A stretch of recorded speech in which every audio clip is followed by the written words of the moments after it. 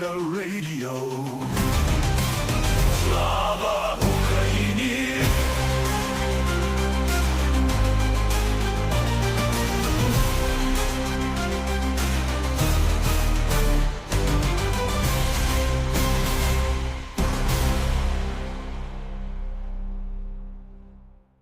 Good morning, good afternoon, good evening. Smokey, if you unmute and mute again really quick, it will, there you go. It will then see you as a speaker and let me send you a co-host invite. I love some of the bugs that I've figured out when it comes to this application. It's got some really fun ones. And here comes Will, I bet. Yep, there's the Willer.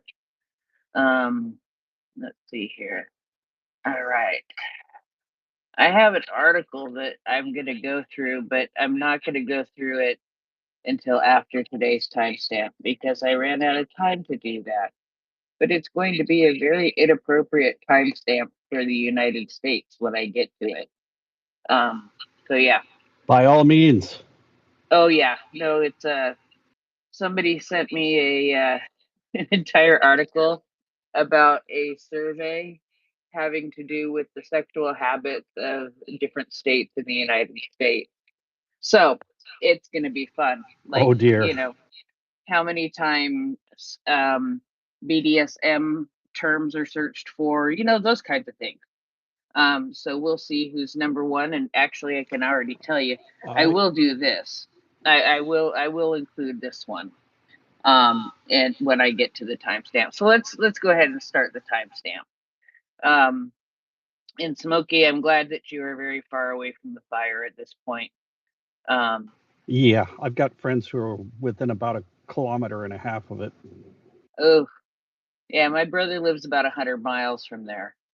So he's not extremely close, but he lives like in the middle of fields. I mean, he's just right in prime wildfire territory. They've had a few in you know, closer to him that have been contained really quickly.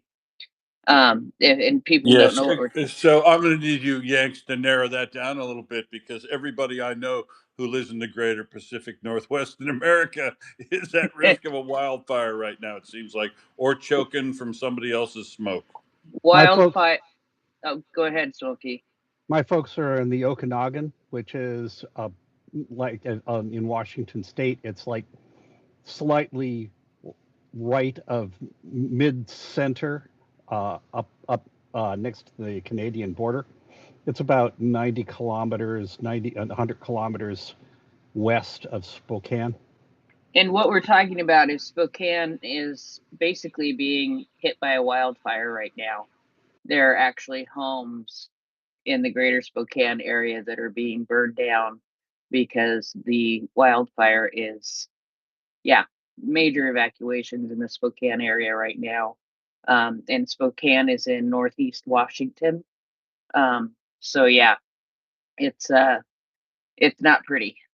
So anyway, but I'm glad you're on the west coast of Washington, not towards the east. And Spokane is right by the Idaho border. So anyway, it is currently Sunday, August 2nd in much of the world, but not all of the world. So we're going to check out what time it is where. It is currently 6:03 a.m. in Muff, Ireland, home of the Muff Diving Club, and in Wankdorf Stadium in Switzerland, it is currently 7:04 a.m. In Ukraine, where the pirate ship is, it is 8:04 a.m. In the workers' paradise of Hangover Bay, Australia, it is 1:04 p.m. On the Kinki Expressway in the Osaka, Japan area, it is 2:04 p.m. In Mount Misery, Australia, it is 2:34 p.m. And in Mount Buggery, Australia, it is 3:04 p.m. And in Witless Bay, Newfoundland, it is 2:34 a.m. And Climax, Michigan, it is 1:04 a.m. And Spread Eagle, Wisconsin, it is 12:04 a.m. Then coming back to Saturday, August 1st, in Devil's Tower, Wyoming, it is 11:05 p.m. And in Oregon, the number 2 kinkiest state in the United States of America, it is 10:05 p.m. If you're wondering what's number 1, it is New Mexico. And in Unalaska, Alaska, the most Alaska place you could ever imagine is Unalaska, Alaska. It is 9:05 p.m. And yeah, Alaska, where Sarah Palin could see Russia from her house. She quit stalking me. I'm okay with that. And I do know, because I was told, I haven't read it yet though, that there are some very interesting highlights from Alaska in the report that I need to go and read.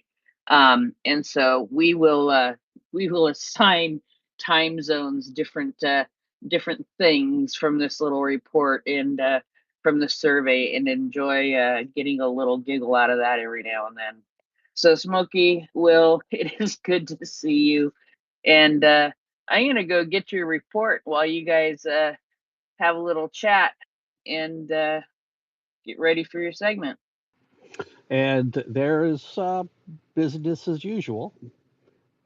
I know that Will's got some recent stuff about the current spate of assassinations and assassination attempts.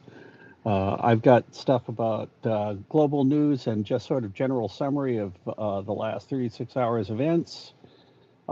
Particularly, though, I've got some stuff we can chew over about the current state of the Russian railroads, and in particular, one of the things that Ukraine has been doing, which is attacking Russian railway repair brigades. More on how important or what that means later on. But otherwise, how you doing there, Will? How's life treating you? Good. Good. Good morning.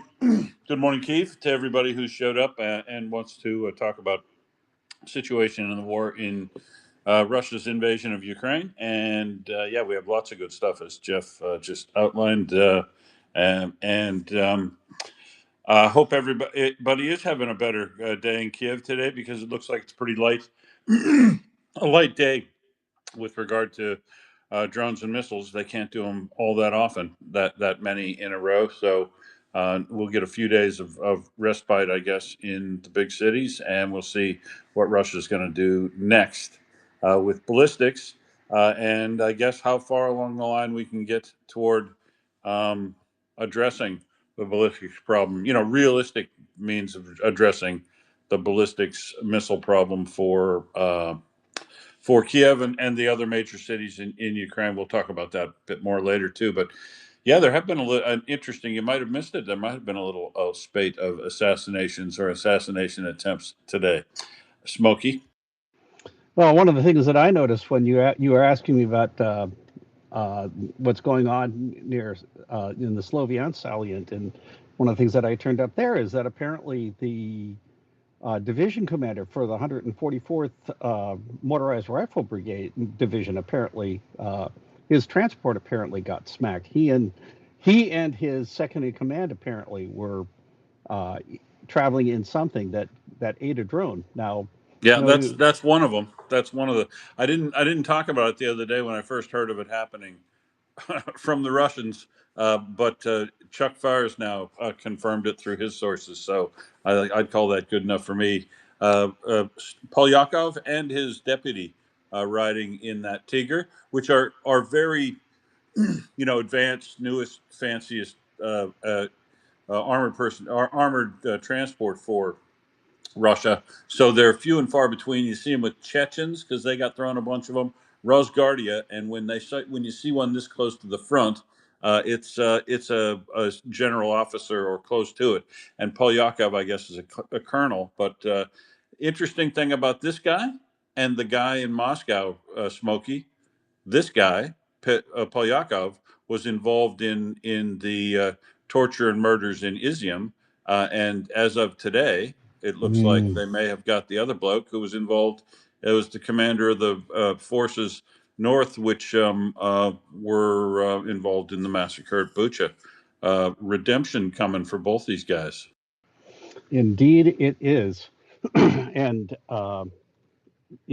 just considering the overall state of Russian operations and their command and control, this is generally good news for the Ukrainians. It always is good news because Russia is such a top-down organization as far as its military is concerned. So the stuff that happened with the 144th commanders in particular is going to step on their activity near Sloviansk, and that will be a good thing. Though what I've been reading over the last, just did that quick dive that I did that you asked me about. It does seem that the tempo has increased slightly, but not exceptionally. And it appears at this point, everything that the Russians are trying to do in terms of pushing, doing offensive pushes is getting stopped. And the other thing, reading between the lines with some of that stuff, I'll look at it more closely in a bit. It looks like the Ukrainians may have moved some reinforcements into the area, and it might be that the Russians are starting to run into some additional force that wasn't there previously. So we'll see how that turns out. But at least short term, it sounds like it's relatively good news. And generally, it seems like, generally speaking, relatively good news across the front. But we can dig into that later on. So shall I start with the geopolitical stuff as usual? Buddy, we'll never get through it all, so I say you pick whatever you want to go through in order and of your preference, and we'll take it like that. Start with the geo if you'd like to.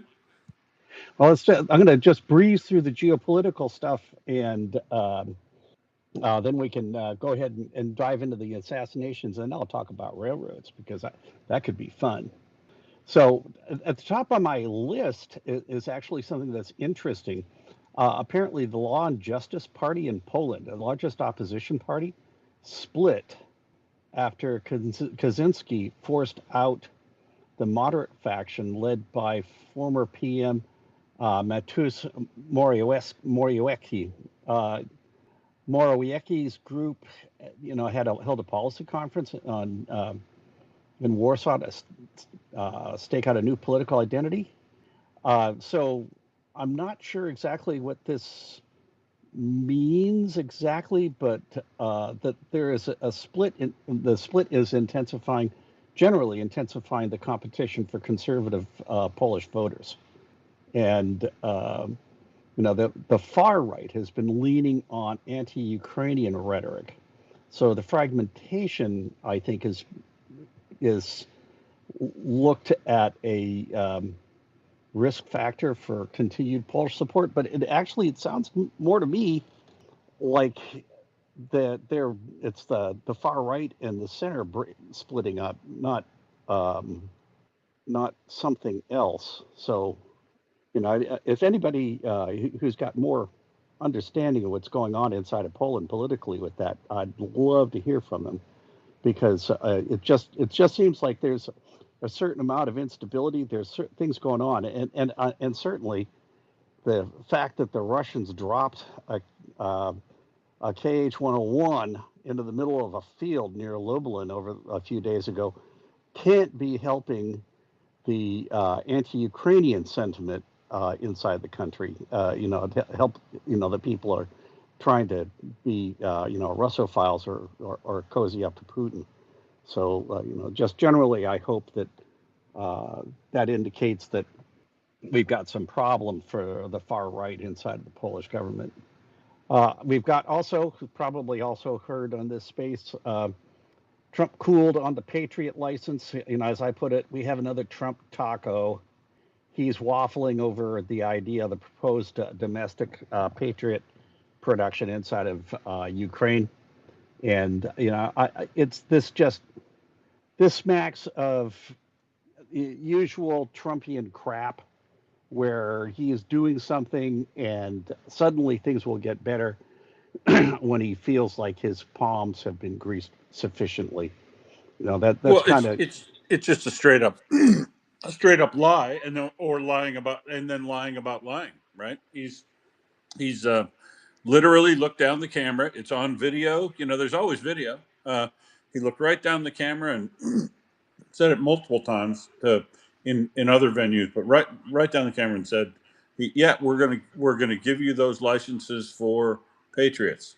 When they were yeah. both standing on the stage next to each other, and then to now say after his visit to America, and then after Netanyahu, who was in the door right after him, uh, no, we're not going to be giving you a license to build Patriots, or 300 as an emergency shipment to get you through winter. Remember, the Americans and their allies used 800 in the first 3 days of the Yeah. Iran thing. So 300 to get through winter is a very, very reasonable ask out of a stockpile that America has that is almost certainly large enough to accommodate that. But whatever, Well, won't this sell them, won't give them, and also probably won't get Elon Musk to allow Ukraine to use Starlink service hunter killer drones to work inside Russia proper, as they've been doing in Crimea forever, right? The temporary yeah. occupied territories. So we won't help you long term. We won't help you with a medium term, a big donation of these right away, and we won't even help you solve it your own way, most likely, because nothing is going to come out of that Trump Elon Musk conversation with regard to helping Ukraine. It's a straight up lie. I'm glad I never bought into it in the first place.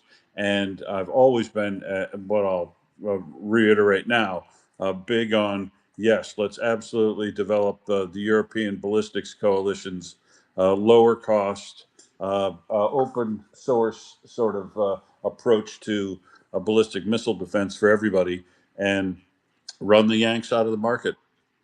It's straight up extortion. That's how I read it. I really do think that there's their hands in the line that are lining up that are saying, hey, I didn't get my cut. Um, and it feels like that it really does have that feel like he's changed his tune because somebody, well, he is great for listening for agreeing with the last person he speaks with. And he That spoke to both Netanyahu and Putin in the time between he made Oh, those he announcements. spoke with Putin. I didn't hear that. Oh, Okay, he well that. always talks to Putin. Oh man. Okay, so yeah, and that explains it. So this is another case of FSB whispering in the ear of Krasnov is part of it. So he's going to throw up obstacles, and it's going to have to be Congress that cuts things loose in order for the Well, Ukrainians to be that's able to the get other that thing. tech.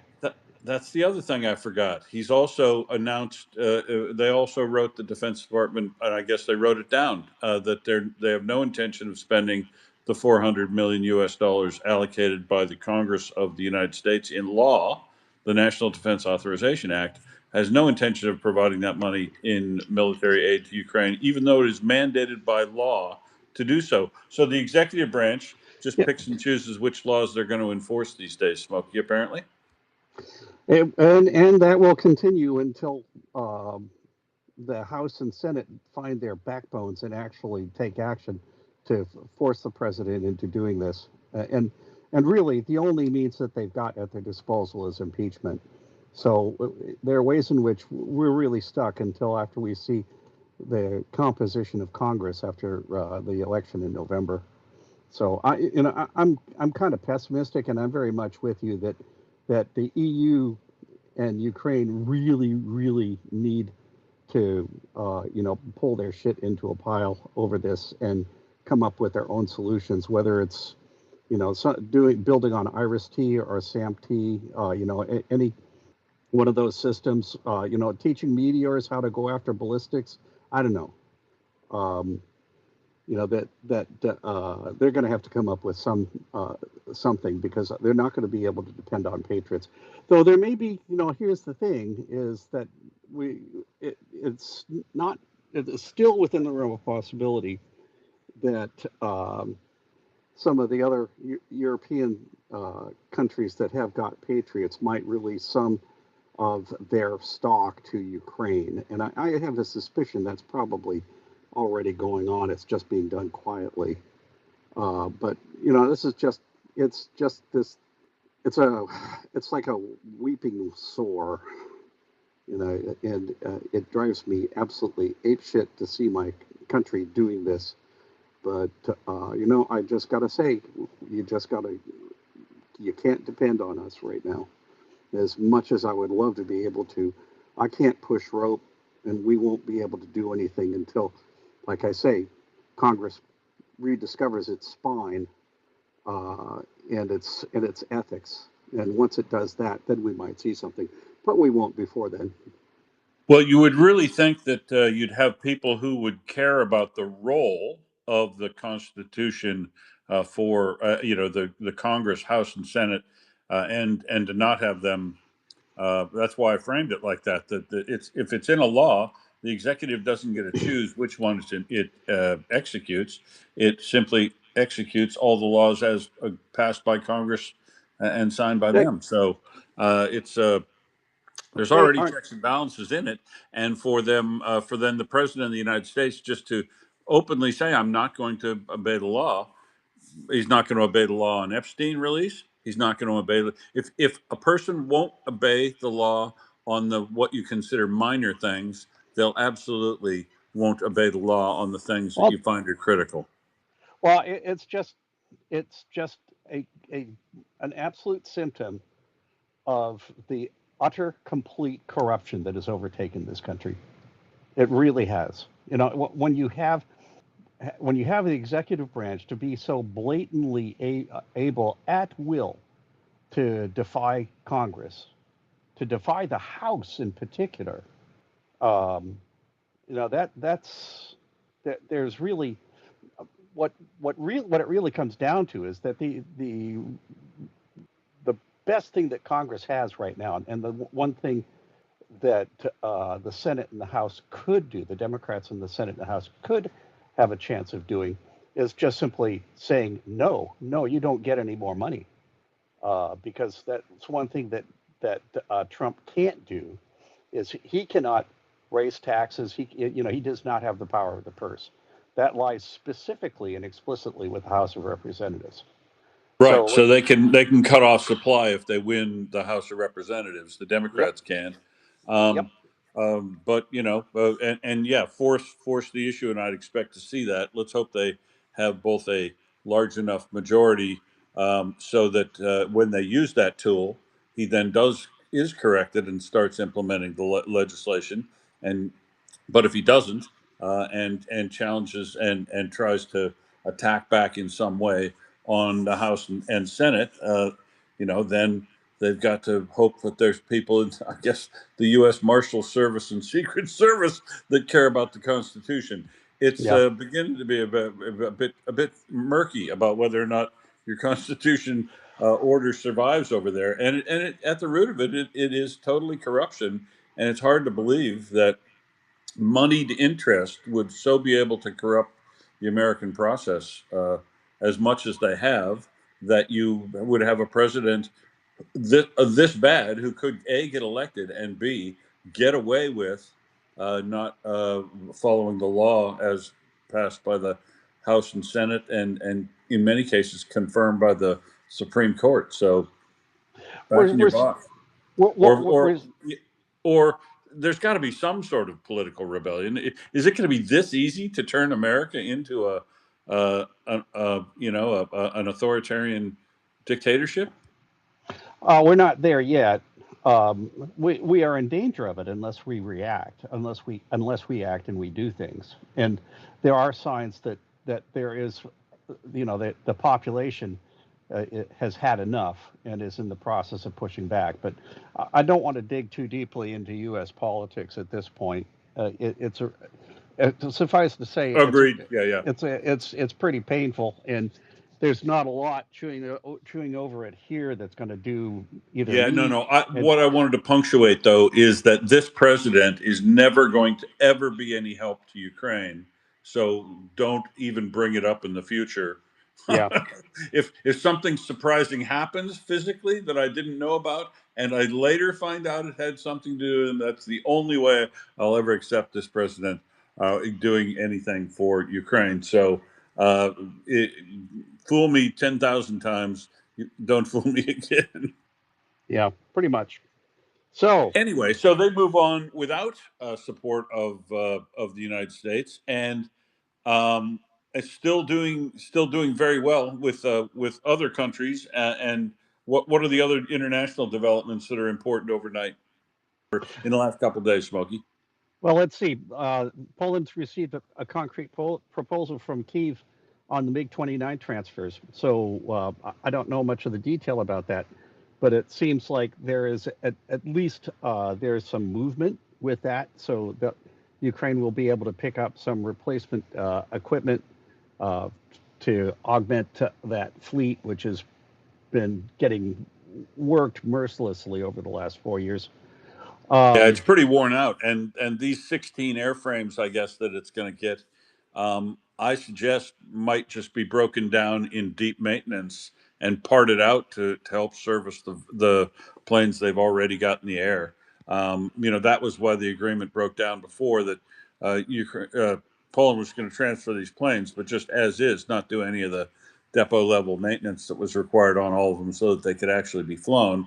And Ukraine kind of balked at that. But the key is Ukraine's got plenty of money in its pocket now from the EU loan guarantees, and I'm sure that whoever's going to pay for the depot level maintenance that has to be done on these things is all now agreed, and it'll happen. So yeah, that's a good deal, because it just shows that Poland and Ukraine are still working along, even though Russia has fomented some horrendous uh, uh, uh, uh, black propaganda and incidents that have caused friction between and discord between Polish and Ukrainian society, and they continue to do that this summer. yeah, yeah. So. mm, Well, hopefully that will sort itself out.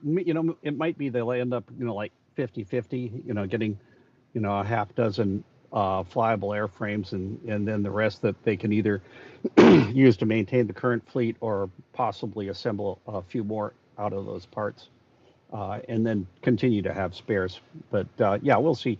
Being able to to fill out and to deal with some of the attrition that's happening, that would be a good thing. I'll tell you, those Gripens cannot arrive soon enough. Now I haven't And their heard, meteor missiles. and their meteor missiles.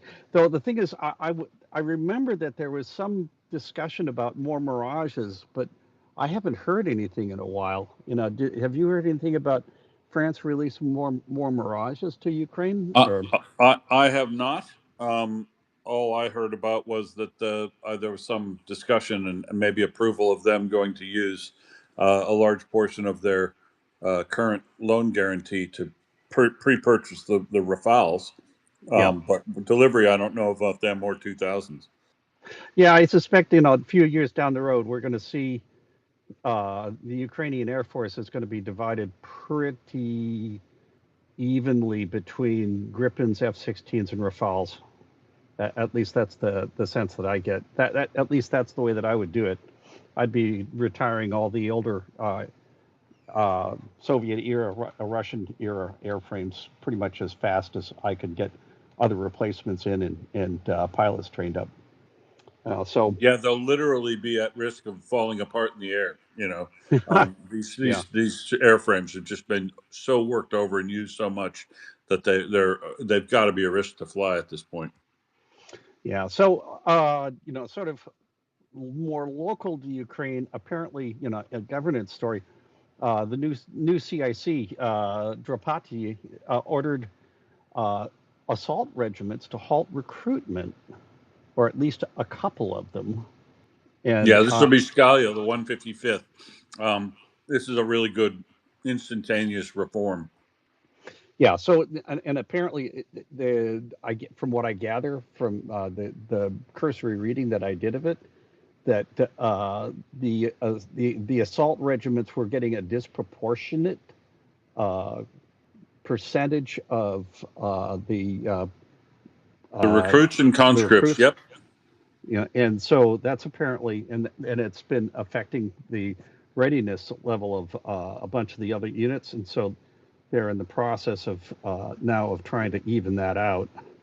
So Yes, and at a risk of getting a whole bunch of additional hate mail, again, I'll just point out that was Siersky's approach to continuing to build assault brigades, the ones that would essentially sort of report directly to him, uh, mhm.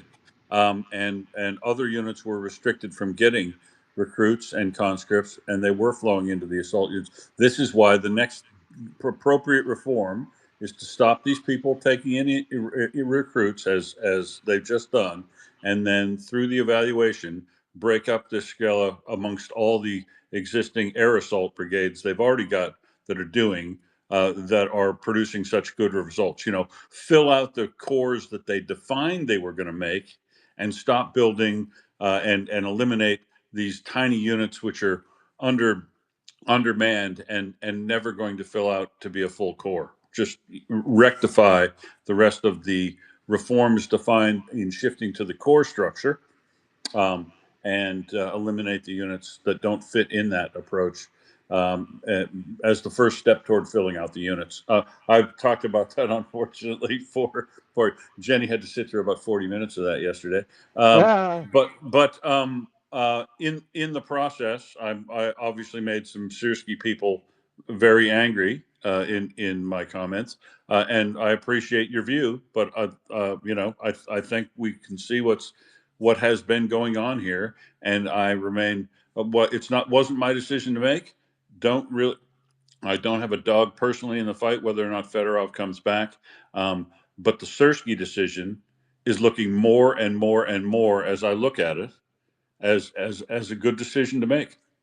Um, and I hope Drupati the best of luck in moving forward with all the reforms. And I think he's going to be well supported by Kamara, uh, or even Fedorov if they were to bring Fedorov back. But that's the people are still in the streets, um, uh, uh, marching about that, and their marches were significantly large yesterday. So uh, we'll see where that goes. I love seeing Ukraine society express their views so well, and we'll see where it goes. But I really offended some Siersky person who was all over me in my DMs on uh, uh,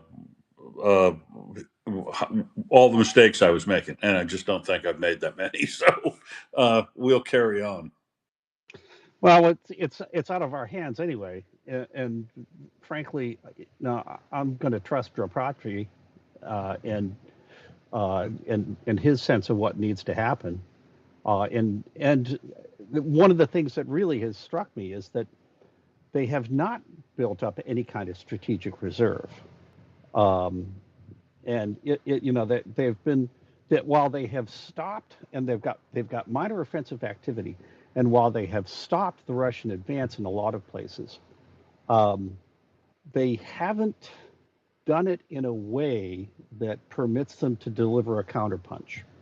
Well, and they just didn't have the resources. And here I will credit Drupati for using up his strategic reserves to patch the holes and hold the line.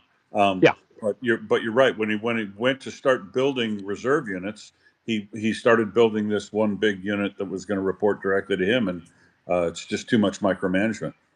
yeah, yeah. So, and they definitely they need to do some things at the strategic level, so that they can actually we've got this vision, and we've also got parts of the front that are absolutely prostrate right now. So looking at the Stratcom, there was an uptick of activity up near Sloviansk, um, that apparently Konstantinivka, the attacks there have overtaken Pokrovsk, but really, Pokrovsk and Konstantinivka and Sloviansk, those are the three primary areas that Russia is trying to apply pressure right now. And the other thing also that's clear from Stratcom and elsewhere, from OSN generally, is the Russians are breaking their teeth on that right now. Now, here's the other thing also, which I think everybody needs to keep in mind. The Russians mostly are not yet they haven't yet reached the massive defensive belt that Ukraine has built along those fortress cities.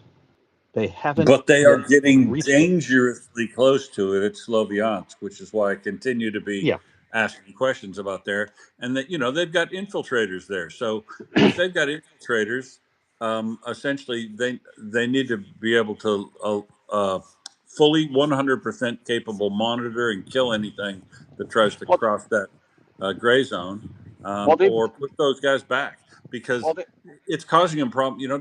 They're doing a lot of glide bombing in Sloviansk and that's Kramatorsk, and they're using somebody on the ground to spot it. there. Well, yes, there's that, but there's also part of what's going on.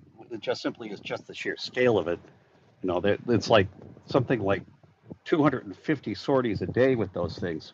Um, but but the thing is that Ukraine has been building kill boxes, and they've been cutting down the tree line. I mean, they have been cutting down the trees.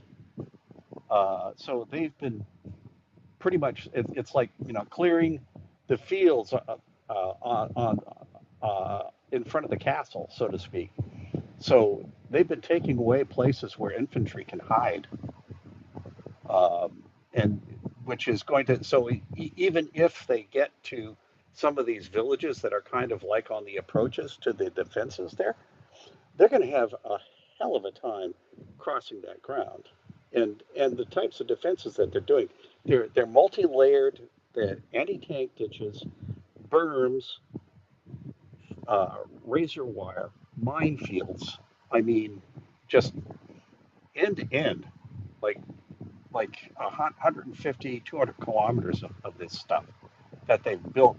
I was reading something where somebody Ukrainian was saying that they feel that they have achieved uh, sufficient um, capability with the defenses that they've constructed along here.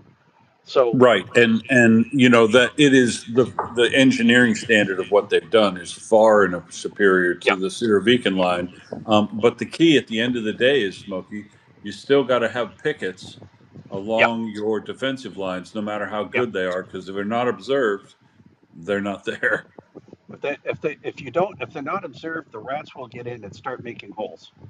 100% with you there. So well, Drupatri, I'm going to trust Drupatri to be on top of that, because I know they really do not want to take a chance with any kind of penetration or outflanking of that defensive build. That would be a bad thing. But as it Yeah, I is, just think they continually need to get more cattle in yeah, and get more guys on manning the line, especially if Russia does get to a mobilization, because every person you put on the line makes all the rest of the persons on that line more survivable. yeah, Ukraine needs to raise the river and lower the bridge, so to speak. Uh, River raising is put more people, get more people onto the line. Lowering the bridge is the whole campaign, the interdiction campaign, which I hadn't gotten to. On Huliapoli, there were only 6, or was it 5? Only 6 assaults yesterday, Right. No, and almost nothing. and there are none west of there. So there is no offensive activity west of Huliapoli. Just think about that, and think about how hard earlier this year Russia was trying to push north from Kamiansky and Plavny towards Zaporizhia City. I mean, that they had a Jones for that. They wanted to get that hard, and now I think what this tells me is that they are struggling to hang on to what they've got. And and given up trying to take Malatukmachka. yeah, they've gotten pushed out of that. They've gotten pushed completely out of that. They're Ukrainians are actually, they're pretty close. I forget the road junction, but there's a road junction that's about 20 kilometers that's like southeast of Kamyansky. Yep. And the Ukrainians are pushing up on that. And if they're able to secure that area and clear the ground line to communication, they'll basically outflank the Russian positions on the eastern edge of the reservoir there, and they may force withdrawal, or just simply force a surrender, because the Russians will not be able to get any supply to the troops that they have there. Or they may just simply have troops who will end up just simply walking away because they don't have water and food. So, yeah, it's an interesting situation. And the other thing also I think about is that there is a big Ukrainian push that is to the northeast of Volya that is actually tuned very deeply into that salient, and so there's a lot of the folks, the OSN folks, are being quiet about that because they don't want to necessarily trigger any possible create any offset problems for the Ukrainians. But Plus, why upset the information chain on the Russian side? Because imagine the poor decision making that Vladimir Putin is making by essentially up and down the entire length of the battlefield, assuming that he's 20 kilometers west or or northwest of where he thinks he is. So it disrupts their capacity to deliver close air support and artillery support, and make good decisions about tactical moves and where they're going next. It's um, so I think their little list is just hoisting them on their own petard. Don't announce anything on the Ukrainian side and let the Russian misinformation system up to their high command carry on and continue, because they're ready for anything, and Russia is continually playing this buying stuff on credit game that will dearly cost them, it looks like. apply the Napoleonic dictum: do not interrupt your enemy when he is making a mistake. So this is definitely, the kind of situation that we're in with some of this. So let's move on to some of the stuff that's less pleasant here. We had that really big barrage, 70 ballistic and cruise missiles last night, and it wasn't quite so many tonight. I haven't seen the Air Force report yet for that, or is that? I don't think they probably had any overnight tonight that I have heard of coming in. Pretty quiet. Oh, I see 100. Actually, I see 133 drones. Oh yeah, drone activity, but no missile activity. But July, the big number you said the other day, but the July average or total is an all war record of 376 ballistic missiles launched into Ukraine, with only a quarter of those intercepted. Yeah, well, let's think about that for a second. The Russian, right now, the estimate is that they're producing about 30 a month of the Iskanders right now, and only like I think 60. The average that I read 60, was 60 a month. 60 Iskanders and 30 Kinzhals, but you could either make a Kinzhal or a Zircon. You couldn't make both. Yeah, So that's 90 a month, and they fired over 300. 376. So almost 400. So this tells me that we are biting deeply into the DPRK's inventory at this point, because that's got to be where the additional resources, the additional missiles are coming from. I have a hard time imagining where else they could be appearing from, unless Russia has been hoarding a stockpile. But there really aren't a lot of indications that they have been. When we look at when we see some of the stuff the Ukrainians are producing that show manufacture dates that are typically no more than 3 to 4 months, Even as short as in this month. even as short as in this month. So we're now looking at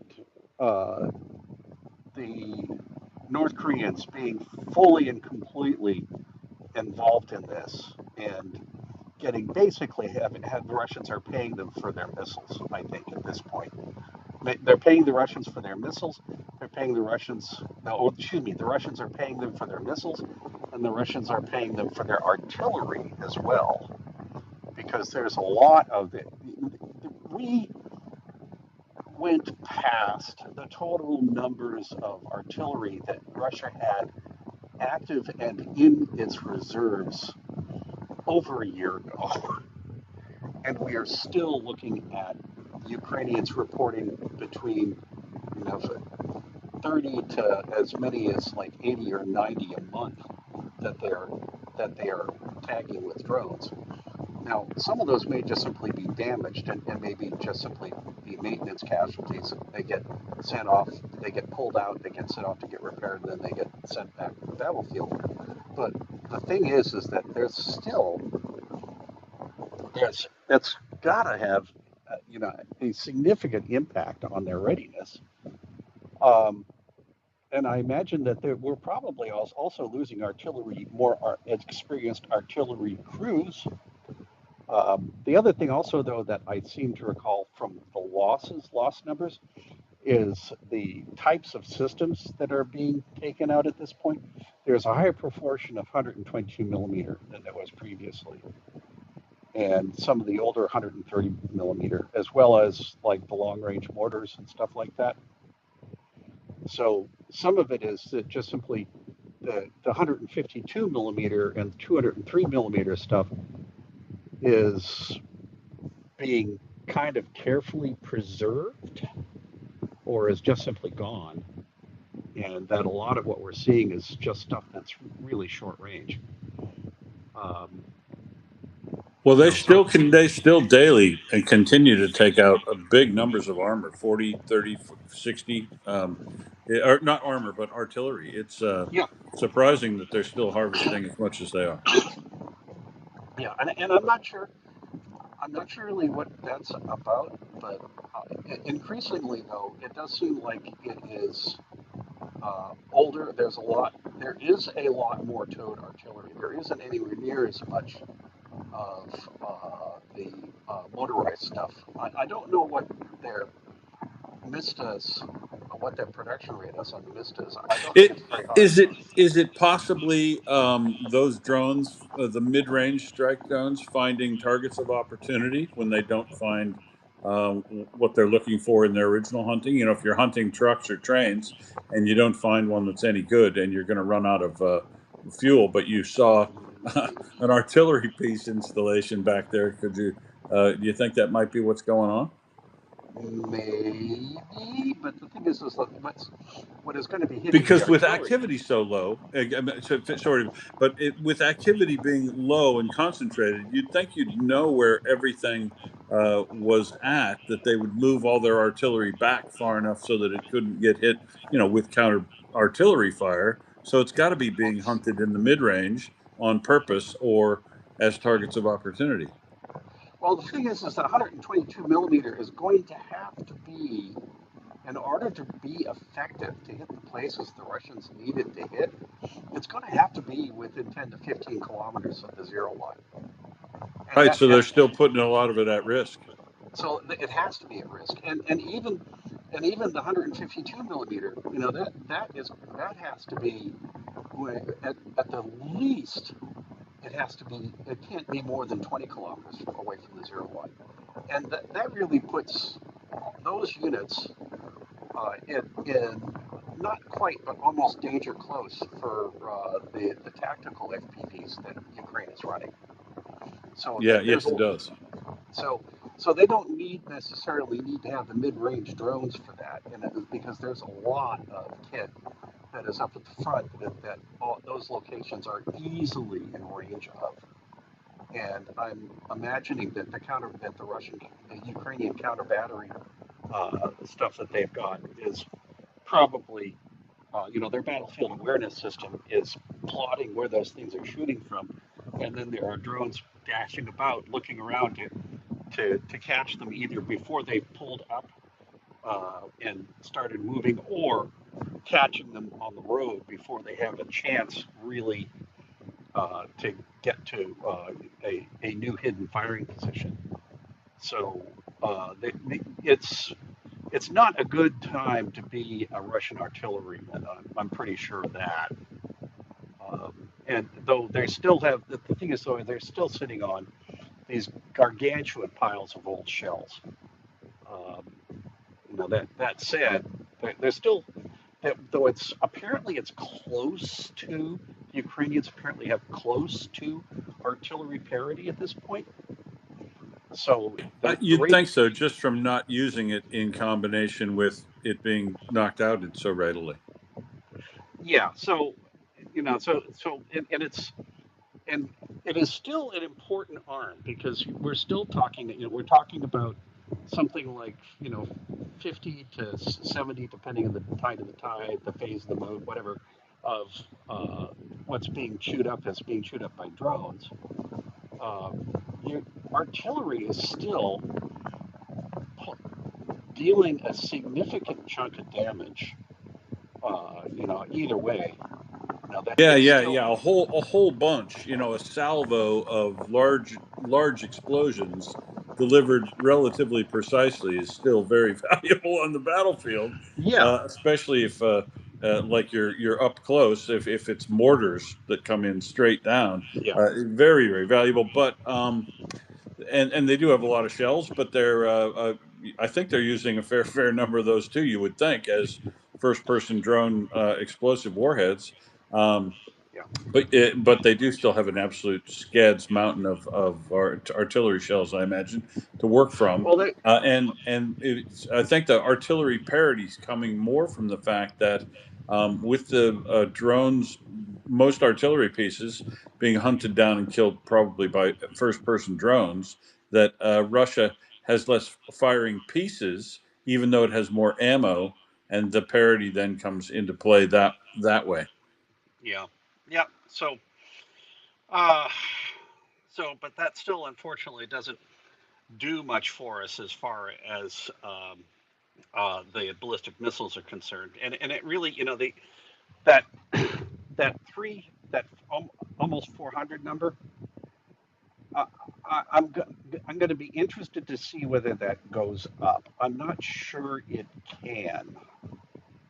I'd agree with you there. I think it's probably going to stay about that much because, look, Russia will have a stock of these, and they'll be running down some out of their stock and some out of their current production if they want to put on a big month like 376. And so, how long they'll be working through their back stock of how much they had built up I in their reserve. But we'll see how long that takes, but I wouldn't expect them to ramp these things up. Uh, and you wouldn't normally think they'd ramp them up unless they were going on a big offensive that they were going to use them in a military Well, sense. But most of these still aren't being used in a military sense. yeah, and from what we can tell, at best, only 90 of these systems are being produced by Russia a month. So that Right. means 30 ballistics, 30 of the air launched, the cruise missile ballistics, and 60 of the short range ballistic missiles, Iskander or 400S type, S-400 type missile body. so 75% of that what's being fired is either coming from their reserves or directly from DPRK. Yep. And so the question is, what does DPRK's ballistic missile production capability look like? I don't know. I don't have any idea, and I've ever even seen any published. Because if the South Korean intelligence, which is superb, by the way, in getting information out about what DPRK is doing in relation to Russia, but I don't think they would publish the information, even if they knew it, on what DPRK is But capable of producing each month. It'd probably be classified. well, it would put their assets at risk, I'm sure. Um, so but uh, it's still, we can look at what's implied, and implied right now is that the North Korean production rate, they're probably a lot of what the North Koreans are sending is probably coming out of their inventory. But I would have a hard time imagining that their actual rate of production is higher than Russia's. Plus I haven't seen any intelligence reports that show any North Korean KN-23 type missiles other than the one that showed up in in Kyiv last week. Only just the first of those. Have you heard any recent reports of KN-23 use? They were No. pretty inaccurate before, and they're landing up to a kilometer away, and that's before Lima came out. Yeah. Yeah. So, we're going to have, there's going to be a certain amount of grinning and bearing it, unfortunately, for a while until we can sort out the interceptor problem. And the solution for that, we're probably going to be looking at 4 or 5 more months of this kind of drubbing from the Russian ballistics until Unless they can knock out that Votkins factory. I mean, they're still going to work out of stock. But if you want to slow this down, they've got to knock out the missile assembly factory, and they've got to knock out the remaining components factories that they haven't hit that service that factory. And it'll slow down like it did after the 20th of February. But stopping it, not unless they don't have any reserves, and they've got big reserves that they're working out of this monthly total. Like you said, it's 2/3 of it or 3/4 of it is coming out of reserves, I guess we'll call it, and just discount any North Korean thing. And they couldn't have more than a year's worth. Yeah, maybe at most a couple of thousand. At this rate, a year's worth, yeah. Yeah, that's about what we'd be looking at, and that and pulling that, they are probably somewhat limited by the total number of launchers they have. So they have to get the reloads in place, everything else like that. And I'm sure the Ukrainians are watching the launch points very carefully. At least maybe not the specific locations, but the areas that they're being launched from. And I would imagine that they're probably are putting assets in place to watch what's moving on rail, because that's how these things are going to move in order to get to their launch points. And if we're also concerned about North Korean launchers and missiles being supplied, I'll note that new rail line between the two countries is probably functioning by now and fully commissioned, and that they're still sending those ships up from North Korea, armed ships into Vladivostok, which could really use some fan fiction from the owls over there. That would be lovely. We've seen the shipments between Russia and Iran interrupted. Seeing the shipments between Russia and North Korea get interrupted. That would be tasty. That would be very tasty. So some of that, let's move into railroads from here. We've got a quick interjection from Lexi, though. I think she might want to chip in on that subject first. Yeah, hi, folks. Well, I've been taking the opportunity to watch some interviews with various Ukrainian retired generals and stuff here in the last few days. And because interviewers are asking them really specific questions like this. And they're talking about their ability by sometime in August, possibly, to be sending ballistic missiles over there. And yes, talking about 30 to 60 a month. They're talking about the if just repeating things that Stillerman is saying and saying if he's going to be able to be true to his word, which they don't necessarily, they're not firmly convinced it'll happen, but very hopeful. But yeah, talking about what the Russians are capable of launching, this one guy I was listening to yesterday evening is definitely raising the issue that the launchers being able to have the number of launchers and protect them on the Russian part is really a limiting factor for them. So I mean, not anything new from what you're saying, but really focusing on that.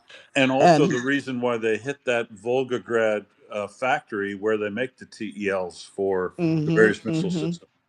Yeah, and then also, as Stillerman has also, well, I think as Brody has been saying, they definitely are moving into focusing on the railway network, and as as the next phase, while not. I mean, it's important to maintain the strikes on the petroleum facilities because they don't want those getting back up online too quickly, but that degrading as part of this is the logistics campaign. So knocking down really important nodal sort of points on that structure, and the teams, yeah, the repair teams, and shit, what was that last point I was going to say? And oh yeah, about Omsk, this general was saying that he's really not sure about these reports that Omsk is back online. I wondered, Will, what you've been able to see, because he's wondering, is there something from storage, is this storage that survived there being moved online somehow, or is there some partial relaunch? So he wasn't able yet to say if the reports are I'd true say that. there's partial relaunch from what I've looked at. Uh-huh. Yeah, anyway, see what else I can Yeah, remember, we can but talk about refineries a bit more once we get, but let's talk about railways, Smokey, because they are moving into that area, as Lexi just said, and it's going to be key to a lot of things. I'm sorry, I was.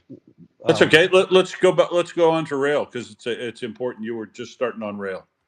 Okay, well, this goes back to some of the overnight strikes that Russia has been, that Ukraine has been making, and that we're looking at one of the things that popped up is that there were a couple of bridges. There was a railway bridge that's just a little bit on the east side of the isthmus that's pretty key that they use to move back and forth between Kherson and Crimea that apparently got Shongar, dropped. right? What's that? Shonhar? Yes. Shongar? Yeah, Chongar. Yes, that's it. Yeah, so they apparently dropped that bridge. And the other thing that is more important is they apparently hit a Russian railway battalion that is stationed in Kerch. And so for everybody out there who's like, saying railway battalion, what's railway battalion? Well, the thing is that Russia has not just battalions, but has got entire brigades, engineering brigades that are devoted to making sure that their rail system continues to function while it's being attacked. And the battalion that would be stationed in Kerch would be responsible for dealing with the trains that get hit and have to get pulled off the track, damage to the tracks, rebuilding bridges, doing all of that stuff.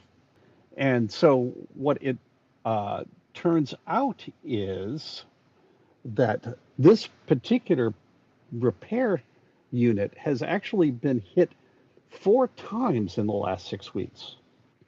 So that's a signal. Yeah, they And just keep tapping on it every time it looks like it's functioning. right. So this is like, and like, it's like if you were talking about computing This is like meta level, because what we're doing is we're not just hitting the logistics, we're hitting the logistics that keeps the logistics running. And so what this suggests to me is that, and we may not be seeing, this might be something that, with some of the drone strikes and the stuff that we see, all of these drones, we don't know where all of these drones are landing. We see the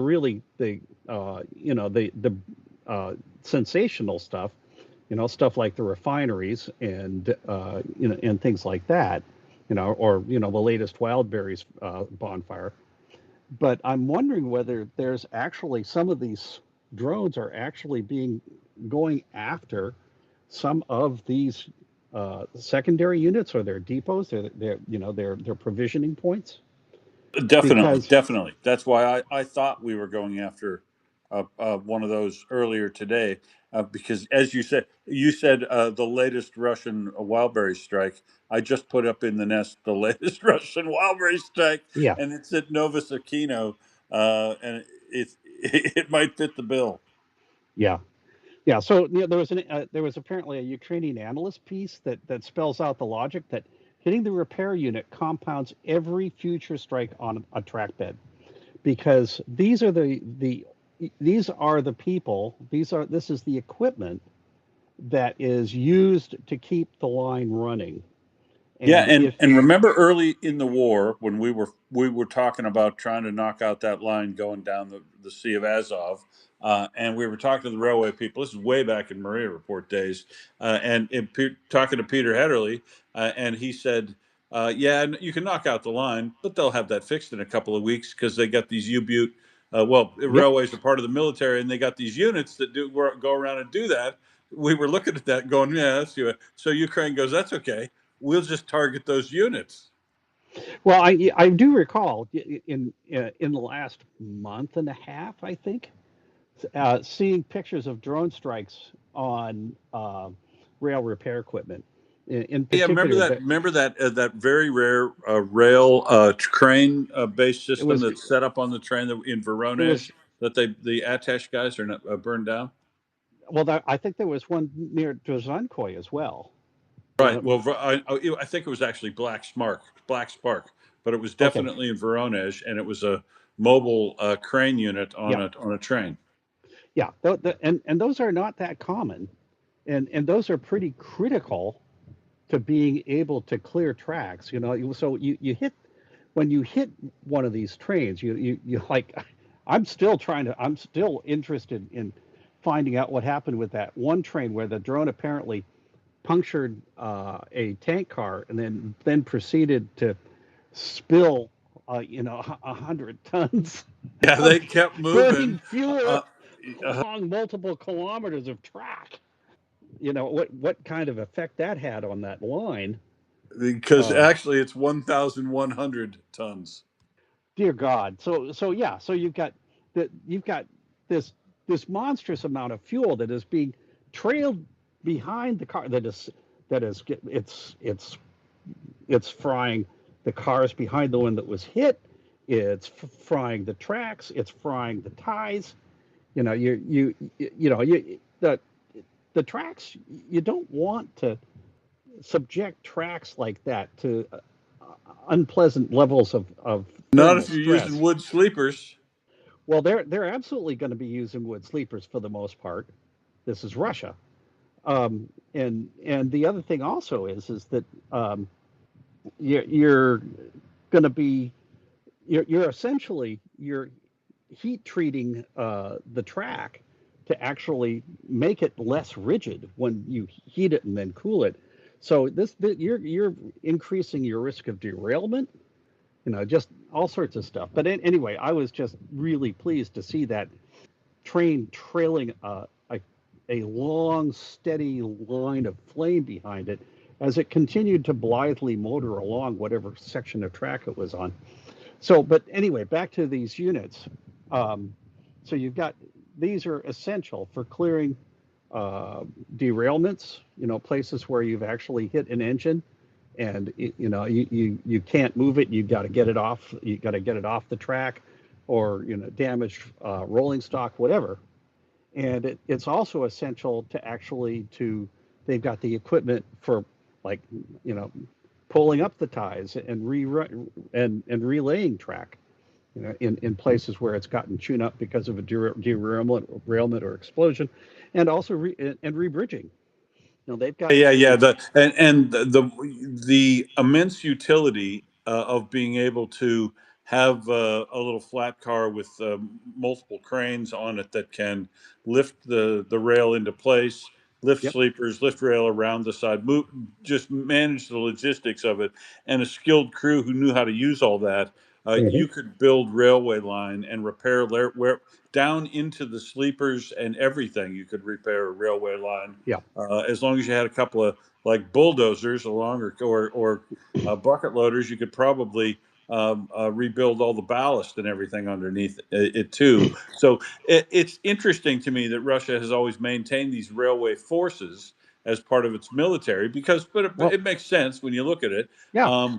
But interdicting them is as easy as knocking out the crews and the specialized equipment they're going to use, because they don't have a very, very, very deep bench of it like they typically have in other Soviet Well, processes like artillery.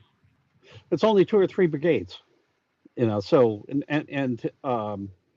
that actually, that's a lot more than a lot of other militaries would have in terms of their engineering logistical support. Um, yeah, these guys actually, probably one of the closest cognates to these guys would be like the Seabees. Um, so anything that you and we're talking about, well,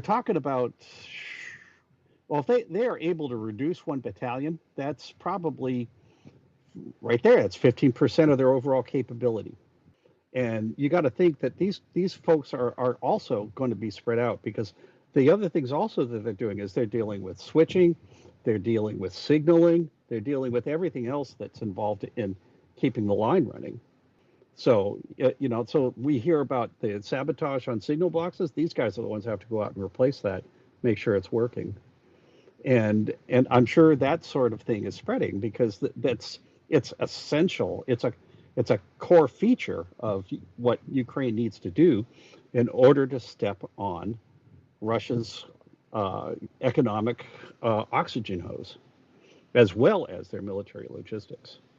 So the railway brigade specifically are going to be looking at dealing with stuff that's like within the 150 or kilometers or so of the zero line. All the stuff like that's in the occupied territories, and possibly like immediately north in like Belgorod and Kursk and such.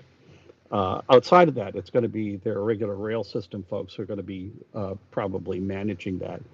But every time that you hit this, where you're hitting a place where it's going to extend the amount of time that it takes for them to return the rail service bring it back into service. And there's an indication here that I'm seeing that they apparently may have been trying to run some trains north out of Kerch, is what this is. And that's what I bet. I bet what they're trying to do is they're not trying to prevent stuff from going into Crimea from over towards from like Mariupol. They're trying to prevent trains going north out of Kerch going into Zaporizhia and Kherson. North out of North out of Crimea. Crimea. It's over the Yeah, over that Chongar Henechesk route. Yeah. yeah, because that's Crimea is cut off. Um, what isn't being talked about right now is that I'd say that Zaporizhia, and in particular Kherson, occupied Kherson, is probably actually worse off in some ways than Crimea is. There just I simply agree, aren't as and many so does that. people. Alan also concurs with that. Alan? Alan Brewer, he's been talking Gotcha, to me gotcha. about Okay, this well, for yeah, weeks. okay, good. That's going to be key to the fact that that whole area of Kherson might be the first place to fall back into hands of Ukraine.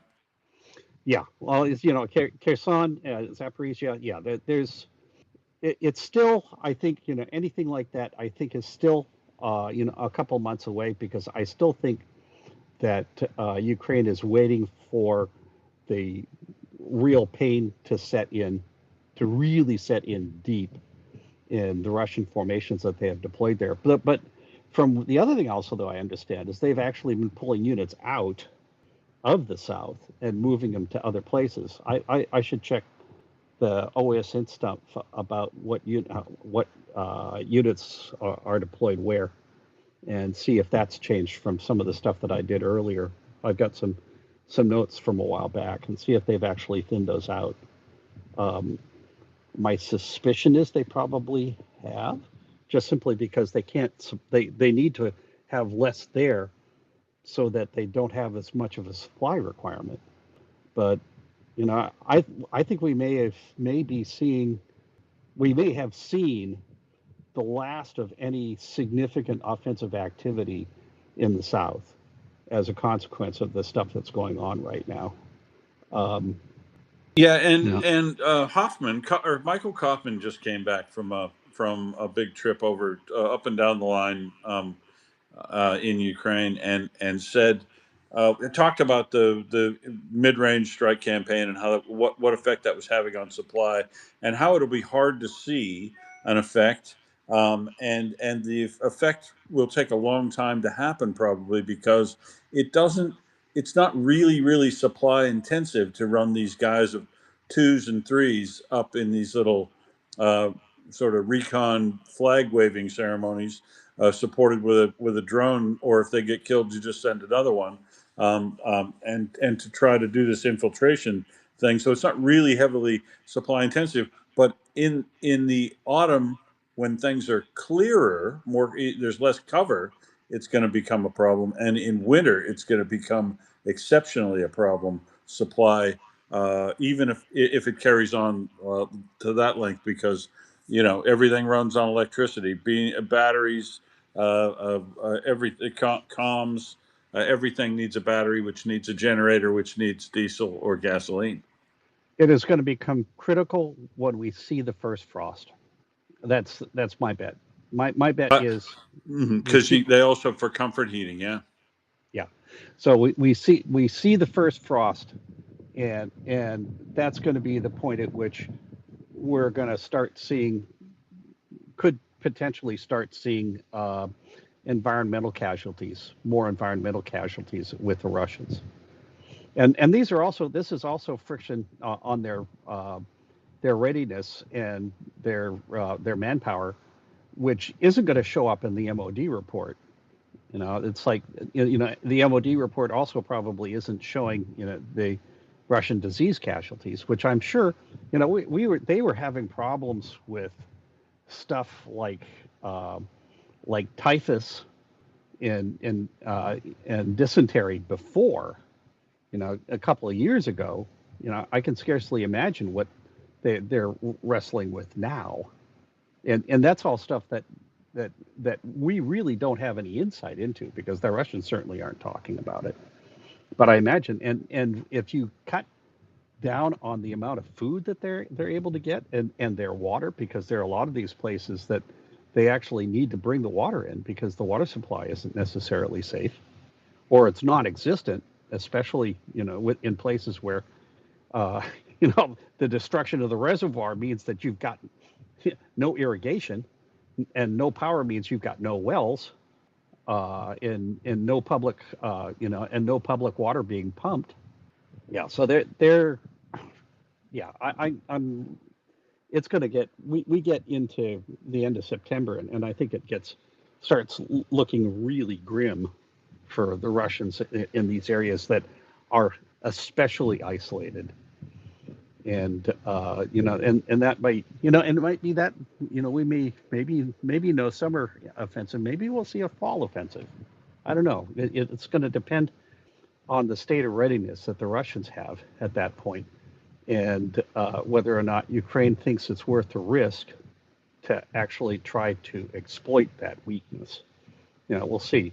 But I've said before, if Ukraine can collapse the Russian occupation of Kherson and Zaporizhia to where they can actually cut a line that runs approximately from Orkiv to Melitopol along that river drainage there, if they can actually swing the line like that, they actually shorten their defensive line by over 250 kilometers, and they bottle up Crimea even further because they don't necessarily need to push past the Russian fortifications at the isthmus. They just simply invest it, and they just simply sit there and then proceed to hammer them with drones, short-range drones, and continue the isolation from there. Eventually, once again, they'll just be any kind of defenses in Crimea will be just prostrate. They'll be forced to withdraw, just simply because they won't be able to keep it in supply. And that's really where I see this eventually going. And Ukraine still has an advantage with its interdiction right now, and it shows no sign of slowing down. Right. What's next on your list? Well, I was actually going to throw it over to you for a little bit Okay, let's talk talk about a little bit more about assassinations. Yes, sir. I am interested in that. Well, so look, I don't know that this assassination attempt fully worked out. It very well could have. It depends on how close this guy was to the front of the uh, uh, entrance of the party. If it was blown up right as the party started, he and the other military people that may have been killed in that um, may have been up the front receiving guests. If it was right as the party started, because the person allegedly showed up with a package and was working to try to get through security, and they stopped her from getting through, and apparently that's when the bomb was detonated, and whether or not it actually killed commander in chief of the Russian aerospace forces now, Alexander Chaiko. But he was there. Alexander Chaiko was absolutely positively they're celebrating his 55th birthday and his appointment to his new position, and his deputy and many other military and high-ranking sort of people related to the military would have definitely been there, and he. Uh, and there was significant Rosguardia presence outside before the event. There was clearly, Russian military or civilian commander type people there, and there was a bomb. And Russia is saying he's fine. Tass said he's fine. So take that for what you will, Smokey. We'll wait to see him propped up on a pillow somewhere. But this guy was the commander of the Vostok forces in the north of the initial invasion or the 2024 invasion, 2022 invasion of Ukraine, the full scale invasion. This guy was the commander of all the Vostok unit, the East Northern unit there, and over in his direct command were the people that did the Bucha atrocity, and so he's on the list of he's in Budanov's Book of Bastards that he has, as would have been Polyakov. Now, I suggest to you that Hur was probably involved in killing this guy because it was only a couple of kilometers from the Kremlin. And another attack inside the Moscow and so near the Kremlin is absolutely going to make the bunker goblin shit himself with paranoia, Smokey. But that's another subject. But knowing this was probably Hur, but down close to the front lines, might have been the special operators from the Ukraine's defensive units there, or the SBU was used to knock out this target and knock out the head of the 144th mechanized infantry division, a motorized rifle brigade down there. Him and his It's deputy actually were killed in that Tiger that was knocked out. It's actually a division, so it's actually the larger formation. So we're talking about the leadership, the executive leadership for 3 or 4 brigades just got thrashed. So it will affect their performance down there for a while until somebody gets moved in. But I want to go back to this, this guy who had his birthday interrupted. I would love to see the guest list, because I'm betting that this was a command performance for a whole bunch of his subordinates. That there would be It absolutely would have been, because not only was he 55, but it was celebrating his change and his appointment to his new position, and he reported to be there with him would have been multiple people from the Combined Arms Army Academy Yep. that he graduated with. So yeah, I'm sure there were plenty of military guys at this thing. I believe the suicide bomber theory, though, is probably correct, because there clearly is I think an arm laying in the street in the one video I saw. Well, a suicide bomber, that actually doesn't sound like her. That actually sounds like somebody with a grudge. It does indeed. You're right. But I'm assuming anybody who could get close enough to actually kill this guy probably was a pro. But yeah, maybe this is the sort of thing that Russia hires people to try to do regularly and don't succeed in Ukraine. But whoever, whether it was the Hur or Ukraine at all, or one of the I mafia gangs or whatever. I guess we'll find out. But and we'll find out whether or not this guy was actually dead. But I think it's a pretty good chance that he might have been, and it's just too much of a coincidence that he's also a war criminal of the exact same type that was killed the other day. Well, it's that the war criminal aspect plays into it, but just simply, internal Russian politics. Who else might he? Who else's beer did he possibly piss in? So how have the folks under his command been faring? How many conscripts have died in units that he was commanding?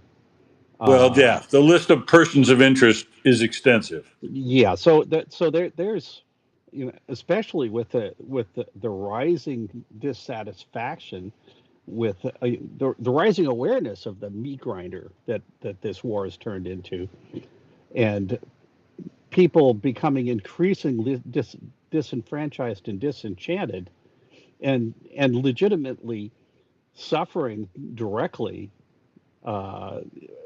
in ways that would drive people to commit acts like this. So it's well within the possibility this could be this could be an organic Russian event, and just simply somebody.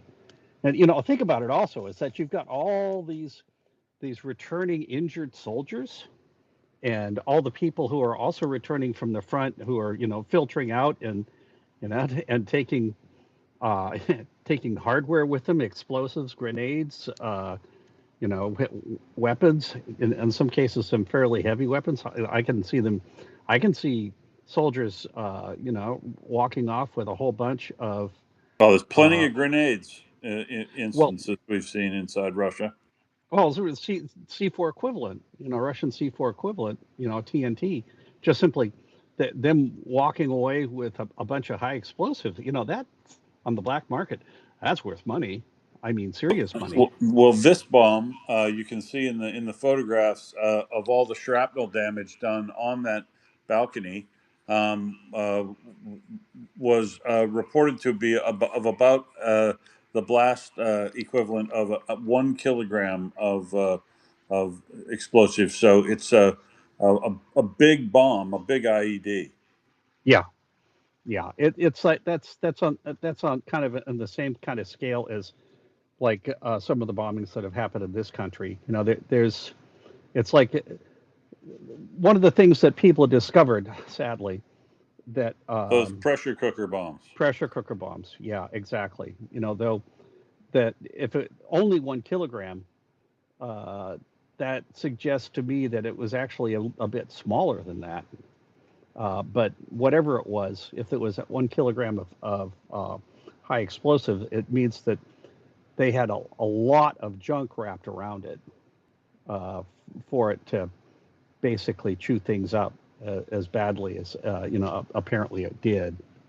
And the other thing also though is, once again, like, wondering about that guest list, who is close to the front of that building, or within the reach of the shrapnel from that explosion. Now the building is going to have sucked up a lot of that, but yeah, at the very least, you're going to have a lot of people who are going to be seriously shaken, and a lot of people who are going to be looking over their shoulder constantly from now on. So this is not going to be good for their morale. Reports are more than a dozen, well, more than 2 dozen injured. Yeah. Okay. So unfortunately, a lot of those probably would have been, accidental bystanders, other people, or just simply other patrons, unless, did he hire out the entire restaurant?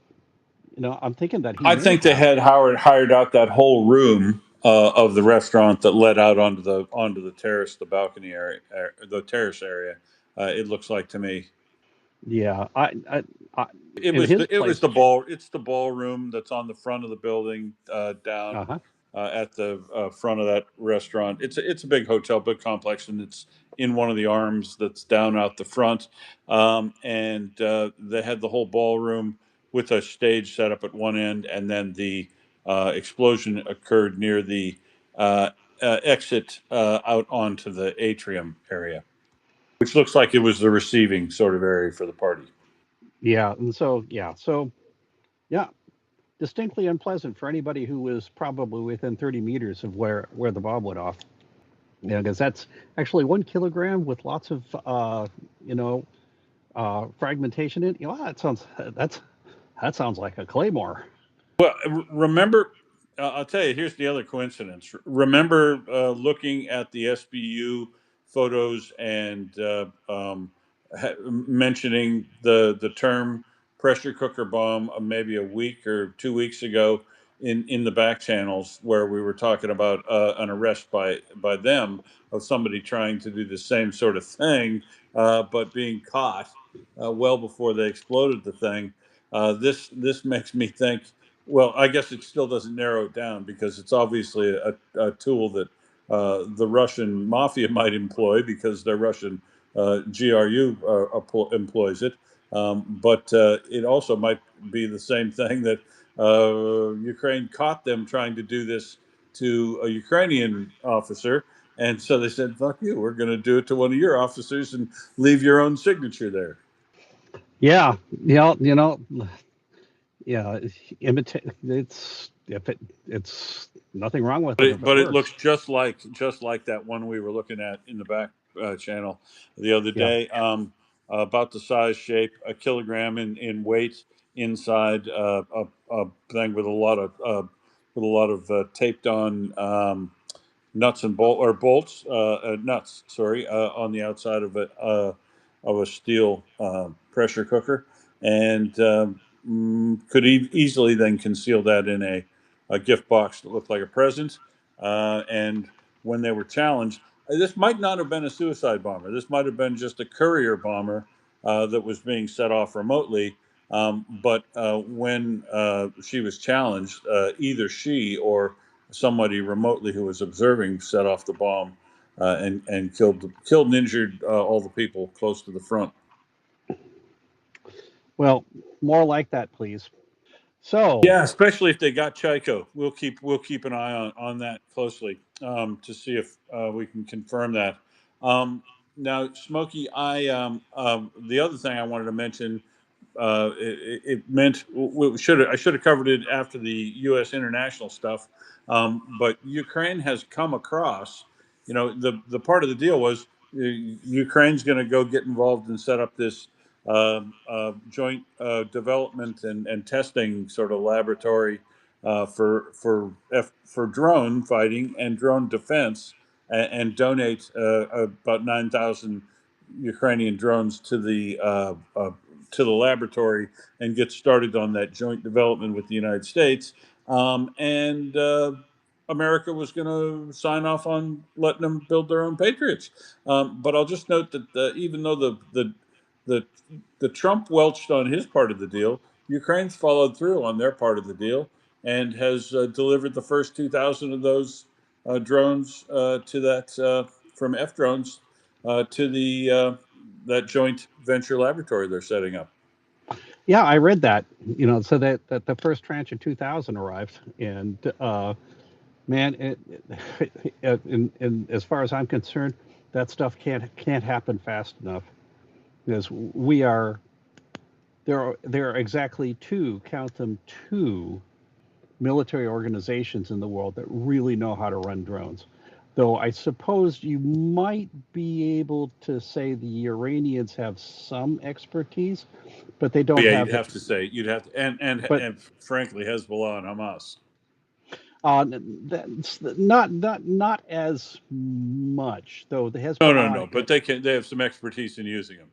yeah, is that and but the yeah the Iranian expertise is more at the strategic level, and which they've been running a really good strategic drone campaign, against the Gulf states in the U.S. So it's the West is way behind.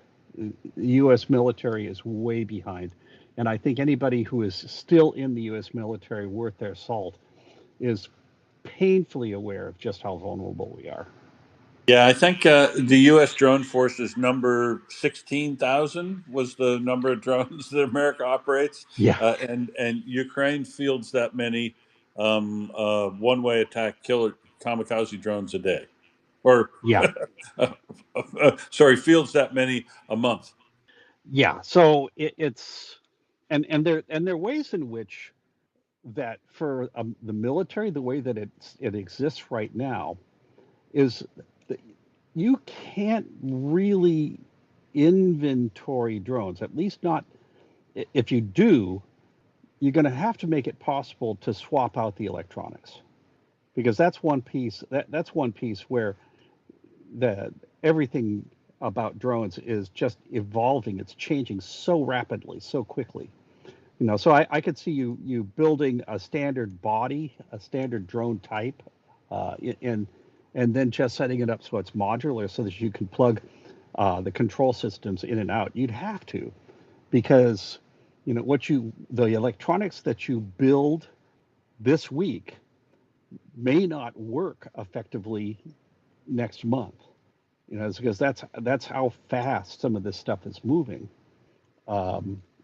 So it's they're going to be U.S. military planners who are probably used to thinking about, well, we need an inventory of like 2 million drones or something like No, that. you No, need a piloting laboratory, right? A pilot yeah, project laboratory, but a pilot project laboratory that has scale sitting waiting behind it, ready to go to yep, numbers almost instantly. yeah. You have to maintain the expertise. You have to maintain the numbers, and you have to build flexibility into your pipeline such that it can evolve as fast as the threat that it's dealing with. And that's going to be something that a lot of current warfighters or folks who have come up over the last generation in the military are going to have a really interesting time trying to wrap their brains around, because it's so dynamic. It really is incredibly dynamic, and it's a way in which, frankly, that Russia, I think just one of the things that I've been doing is I've been gaming out. I've been thinking about the threats that have been getting hinted at by, like, the Polish MOD and the Estonian intelligence services, and some Swedish military folks, that sort of leaks around the edges, where they are expecting to see Russia make some sort of push against NATO, particularly against the Baltics. And so I've been gaming out, over time, just simply changing the parameters and what that looks like. And in every situation, unless NATO gets considerable assistance from the Ukrainians, it's a cakewalk. That the just simply the Russian the Russian experience with drones, their capability, at least at the front, the immediate at the immediate point of contact, is they will chew up everything that NATO throws at them unless they are met with some sort of equivalent drone force. And the other thing also that I look at that gaming it out is that it anything that Russia would do could be done and it would rely very heavily on infantry. Infantry built around a core of maybe no, not a core, around 3 or 4 more experienced brigades. First echelon brigades. That plus the drones plus a lot of fabs, which they can deliver from well inside of Russia. They don't have to. Their tactical air can be 150, 200, 300 kilometers away from the the line of the activity. So I'm going to be watching the mobilization that happens in September very carefully because the Russians have built places to stash the troops. In Pskov, in particular, they've actually covered these rail switch yards and everything else like that. So there's stuff there, and there are apparently are already artillery brigades in place that could support this. Jenny, go ahead. I'm sure you've got some things to say here. Yeah, we're like really far behind when it comes to drone warfare. There's a Finnish company whose name I escapes my mind right now. They have built mobile drone factories. They're about the size of a shipping container, and then you can deploy them closer to where the drones are actually needed. And they're not, if I remember correctly, they're not that expensive. So, and it comes with software and like the computer and the 3D printers and everything.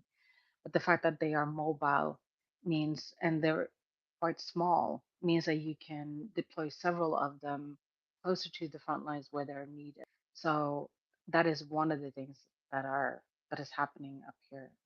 Actually, Sense of Fusion is the name of the company. Thank you. One of the listeners sent it to me really fast. So, Sense of Fusion, and they do other things too. It's like an amazing company. If I had money, I would, uh, I would, I would invest in that company because they have so many things that they are developing right now, and they work closely with the Finnish defense industry, so or the armed forces. So yeah, check it out, Sense of Fusion. Thank you. And it costs about 1 million, and I would say euros because I know where this one is, and it's in Finland, and they use euro, so it's not that expensive uh, compared to what it can do. Anyways, back to you guys. Right. Well, before I see Mockers has shown up, and I assume Firefell will be along here shortly.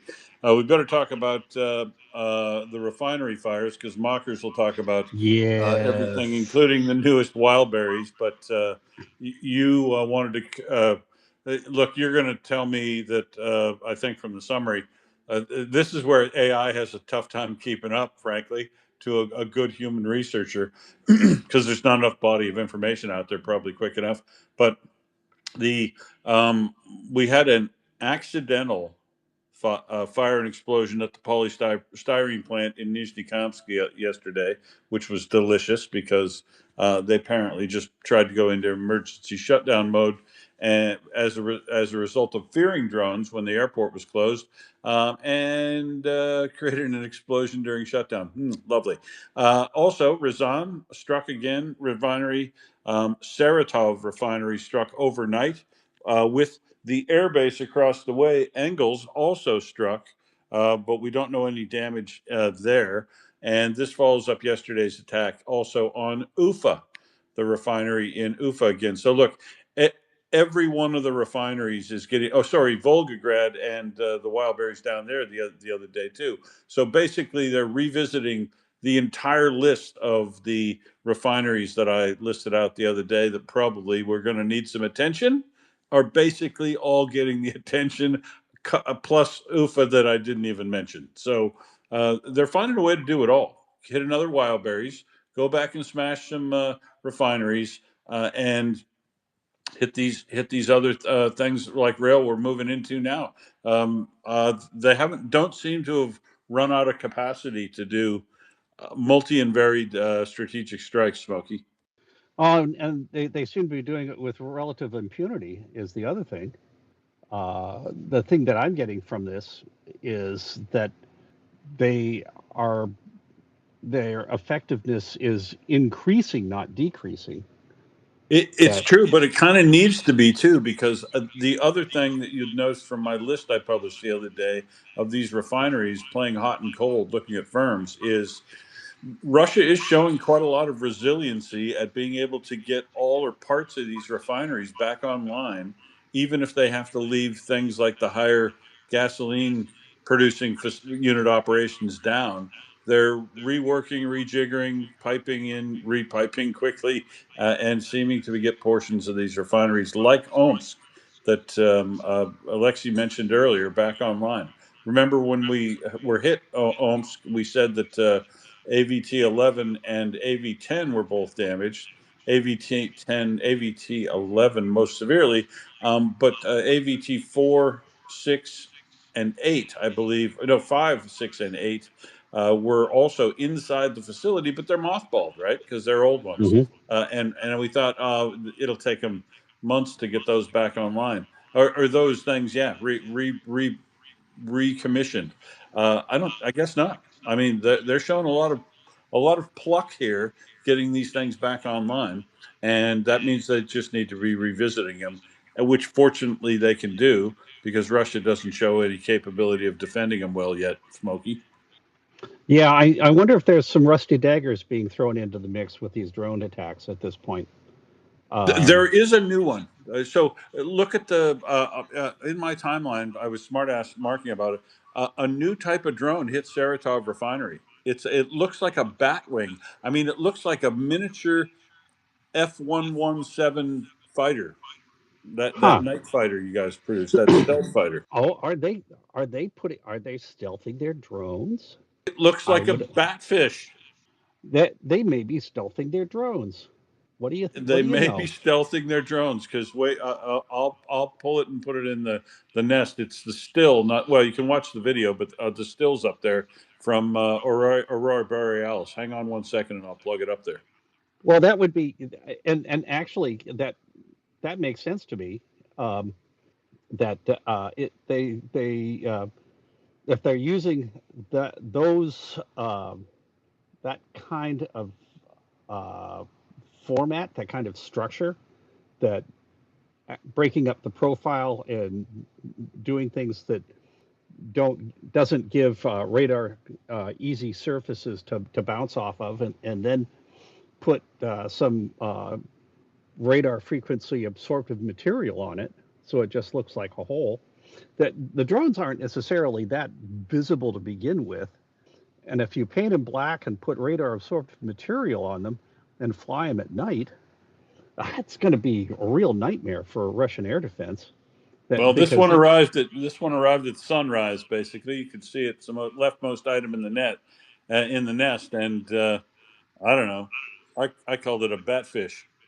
no, I will have to take a look at that. Um, yeah, So this is So Saratov was hit again. It looks like at two locations inside that refinery, and this is not a big refinery, folks. So the continuous reformer in this facility, I thought this facility wouldn't be back up and running. This is one of the ones that surprises me that they've got back online so quickly, because the strike on the continuous reformer to make gasoline up in the north part of the refinery was really wiped out. They're definitely not using that, and I don't know how they repiped up and fix the damage on their crude unit. They might be using some of the columns, the columns on Reformate. They might be converting those over to being part of their distillation train directly now. I don't know. It's they're fairly good at getting these back online, but that's okay because Ukraine just smashes them again, and you'd still have to estimate, Smokey, that at least 50% of the refining capacity of Russia is still down. That sure as heck looks like an F-117. It has Doesn't it that though? shape to it. Yeah. It's a little bit wider. It's got so the F-117s were not the same kind of flying wing sort of thing that the B-2 is, um, but it's like if a B-2 and an F-117 actually had spawn is kind of what it makes me think of looking at it, because you've got a certain amount of that the flying wing shape, and then you've got some of the other the kind of angular stuff that it was the sort of thing that made the F-117 stand out. So, And but I don't know much about stealthing, right? But I do know that shape. yeah. And I would to explore what you said here a little bit better. If Russia is able to get more of its or use even temporarily its AWACS. I heard that they took an A-50 AWACS off yesterday during the attacks because it looked like there were some flamingos launched in that attack, Hmm. and they've tried to launch the AWACS to spot those faster, low-moving targets, but with terrible stealth. But these reasonably quick moving, but not really fast, and low flying things. Would these things be difficult to spot even from top down looking at them with an A-50 type thing? Well, if they've got any kind of radar absorptive material, yes, it would be difficult. You're talking about something that is, if it's got some radar absorptive material, as it is, it's not going to be very big. It's not going to have a big cross section, but And the you're shape is essentially so that any radar signal that hits them that wants to bounce back bounces back in weird directions, doesn't go back to the detector in the strength that they want, and then is reduced in strength because of the radar yep. absorbing paint and stuff. Yeah, so you're looking at something that might have the approximate cross section of a rugby ball, maybe a And little bit the smaller you than know the that. good thing about I'm looking at this thing and I know what they did to the FP1 to make it a 3,500 kilometer device and still carry a little bit larger or more effective payload on it. Looking at this batfish thing, I'm thinking, look at how much fuel you could store in those Yeah. wings, Hmm. because the aerodynamic surface is the body. Uh, think of the size of the boom and the fuel you could get on that thing uh, to make a very effective weapon, especially if it'd be more expensive, right? You're talking about something that's more expensive, but for guaranteed delivery of a good sized bomb to Hmm. a refinery, looks like might be the tool for the job. If it is stealthy. Yeah, it has. It looks to me like it has serious potential for that, and I don't really have anything to put it in context in terms of size, but I'm going Well, to the assume. strikes on the Saratov refinery were very good strikes. Big, large fires at the base of those units, and possibly one creating a ground fire, and big. So they were either very good FP1 strikes, or they were this new batfish thing that might carry a bigger warhead. So we're probably looking at. I'm going to take a scientific wild ass guess and say it's probably got about a 5 meter wingspan. That's what I'm gonna Yeah, throw yeah, out it looks here. like about that. It's always hard to tell when they're video because you don't know if they are zoomed yet. But based on your normal feel of what a video camera or a camera phone is, if they're looking at it, I say that looks like about 5 meters too. Yeah, so 5 meters with all of that empty space, it's probably got at least 100 kilogram warhead. Yeah. Well, I look forward to hearing more about these, and You know, though I want to just my general reaction with all of this stuff with the campaign the Ukrainians are doing right now is just simply more. Wow. Um, so, but yeah, more please, because everything that they do with this, keeping the, well, it's going to be, I think it's going to become more difficult as the refineries continue to be attrited. It's going to become more difficult for the Russians to put the damaged ones back into operation. I think that's a safe assumption. But they have to be going through all sorts of their spare materials, everything else like that, and you add on top of that the finance. We didn't talk about Russian finances. The slow motion financial collapse that's taking place right now. They're going to have trouble buying stuff that they need from elsewhere because they can't manufacture it themselves. Not if it's So, made out of polystyrene. ha ha. So Smokey, it's almost time to go. We also didn't get a chance to talk about more about mobilization that might happen in Russia in September, October time period. But Beefeater's done a very good write up on the background and characteristics of this. Yep.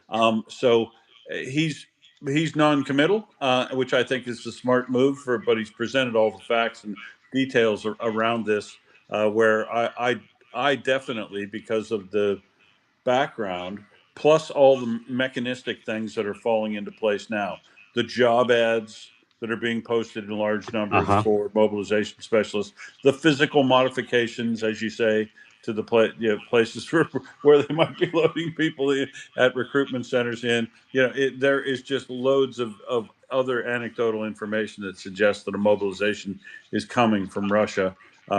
And so read the thing from Beefeater because it's quite good on the background if you want to discuss that anyone later on as we move through the end of summer. And thanks very much for your time, Smokey. Will, Slava Ukraini. It's great as usual to chew Slava. the fat with you for a couple of hours. And to the rest of you, I hope you have found it entertaining and useful.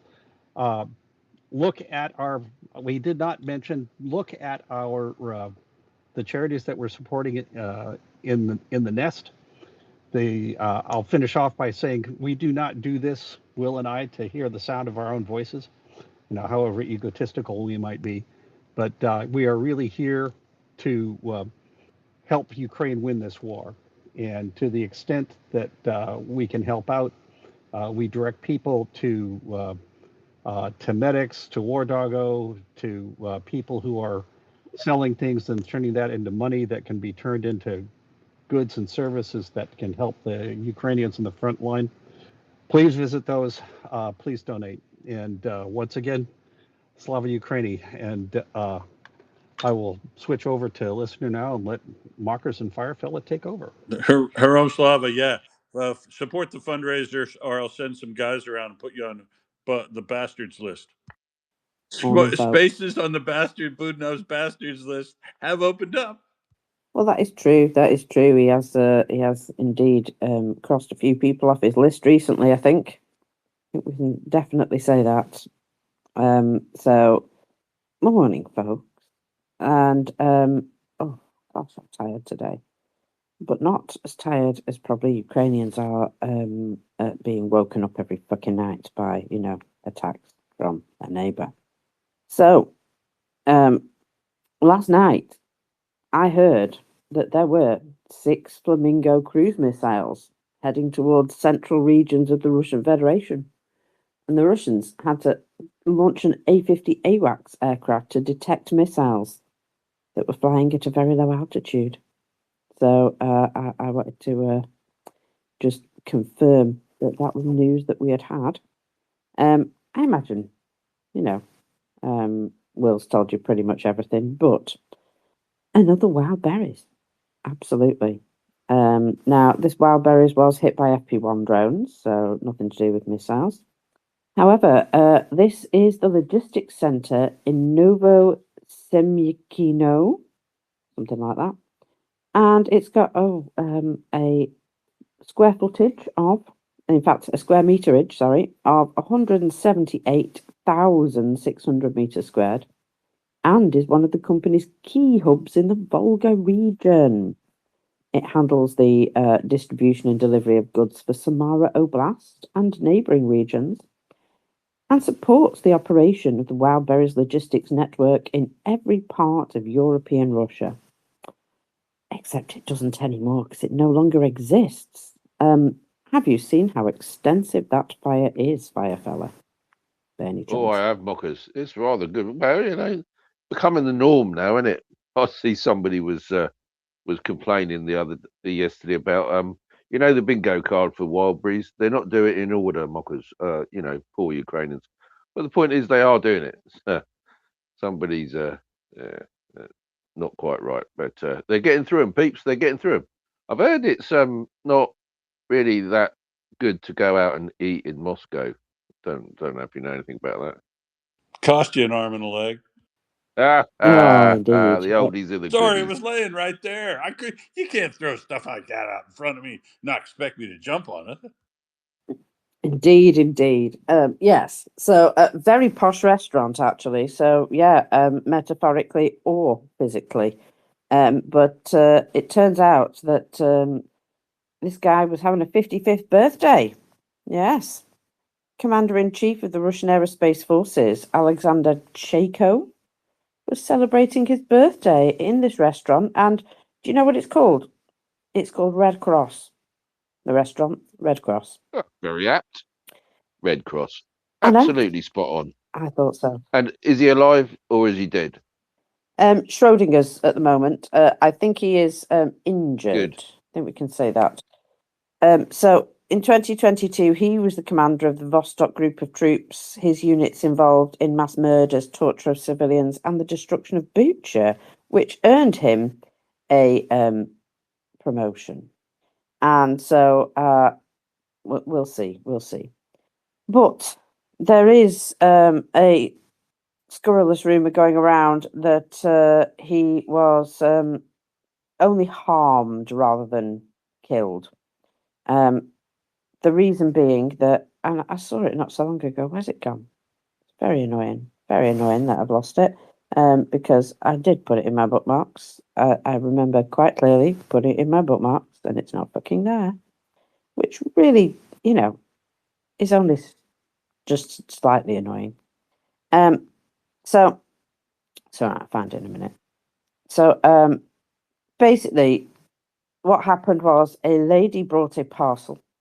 According to the story, lady brought a parcel, and she arrived at the place holding the parcel, and there was, what is it called?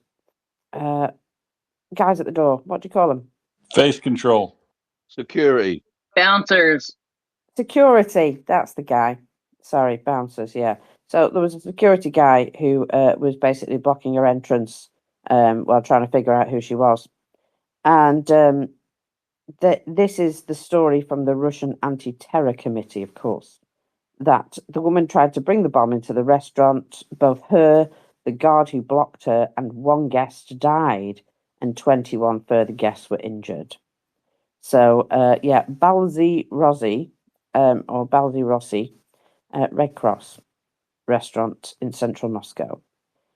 So it was originally 16 injured, now 21. Now, when we say injured, there was actually an image of, shall we say, limbs missing.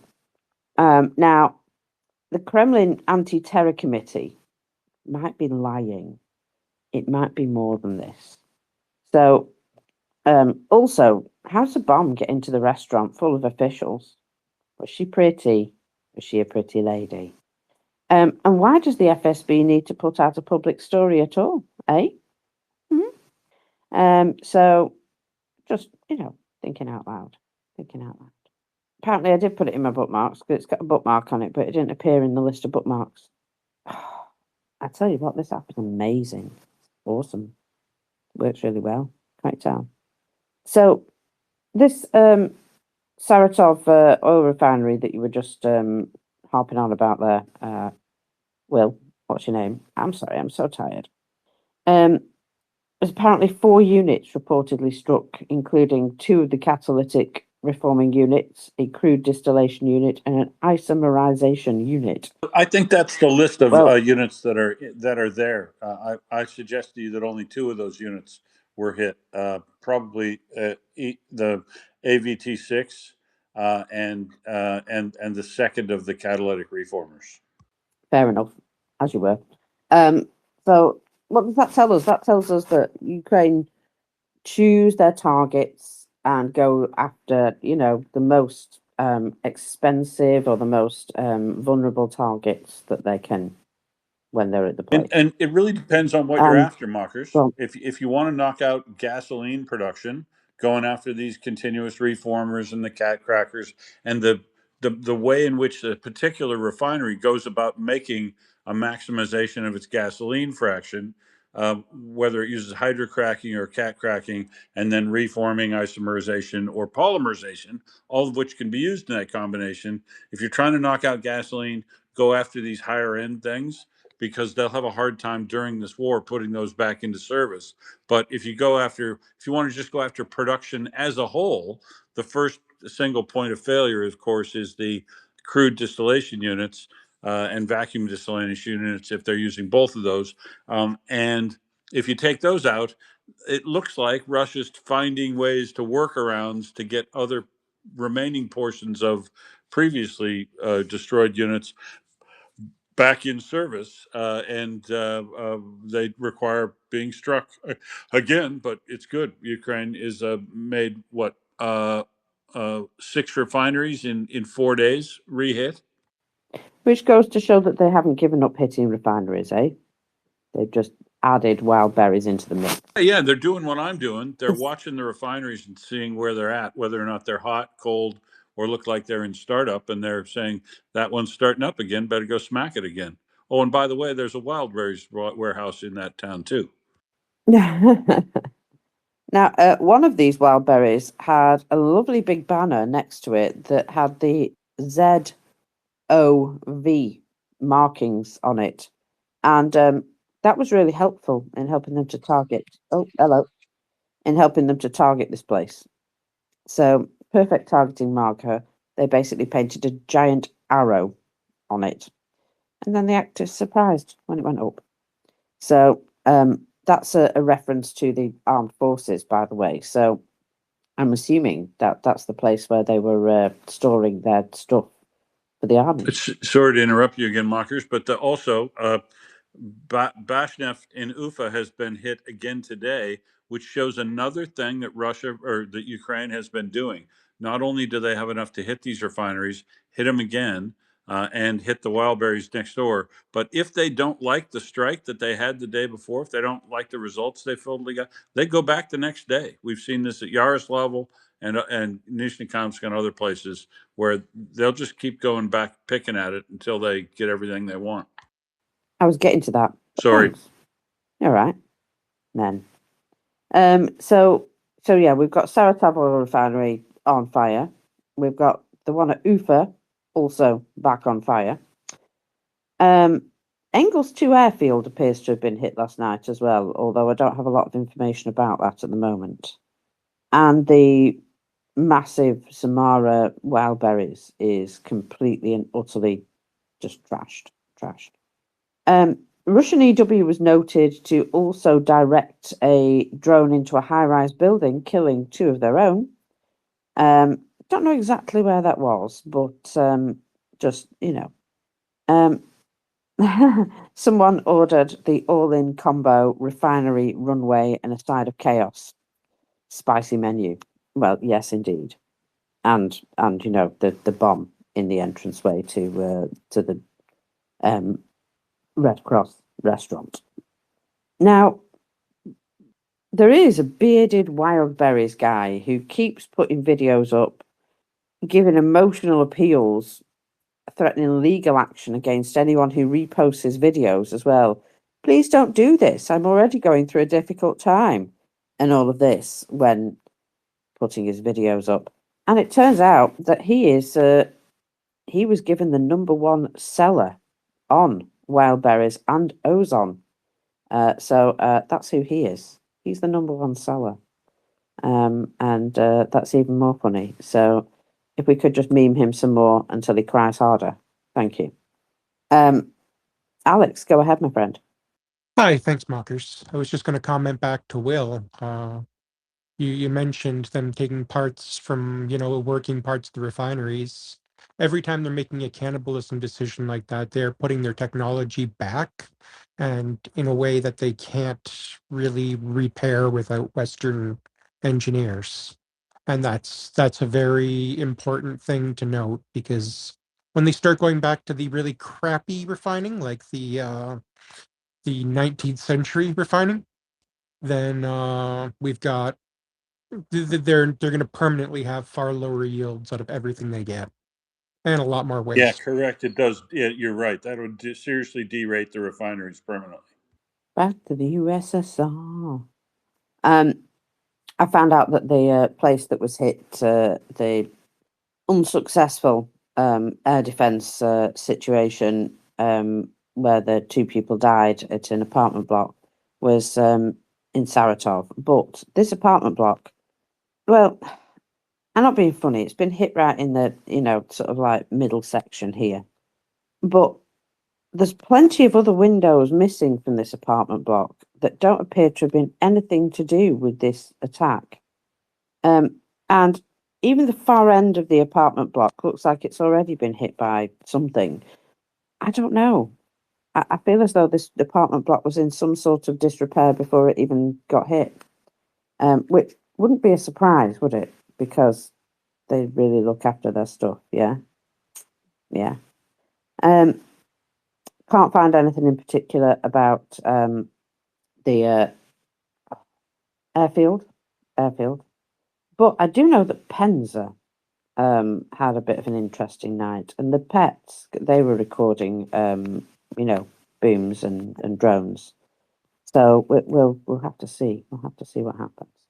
But it is nice to have just a whole smattering of something going on. So these large logistics centres just getting taken out. Now it wasn't just the general of the airborne division, by the way, whose birthday it was yesterday. It was another guy as well, Alexander Yaroshevich, Lieutenant General and head of the Department of Transport support of the Russian Ministry of Defense. So he's the logistics guy. And it is just noted by Stanenko that it was both of their birthdays this weekend. So the other guy, the guy who was apparently targeted, his birthday was actually a couple of days ago, but he was celebrating at the weekend, like some people do, with a party that had been planned and advertised. Bit silly of him, wasn't it? So yeah, just wanted to point that out.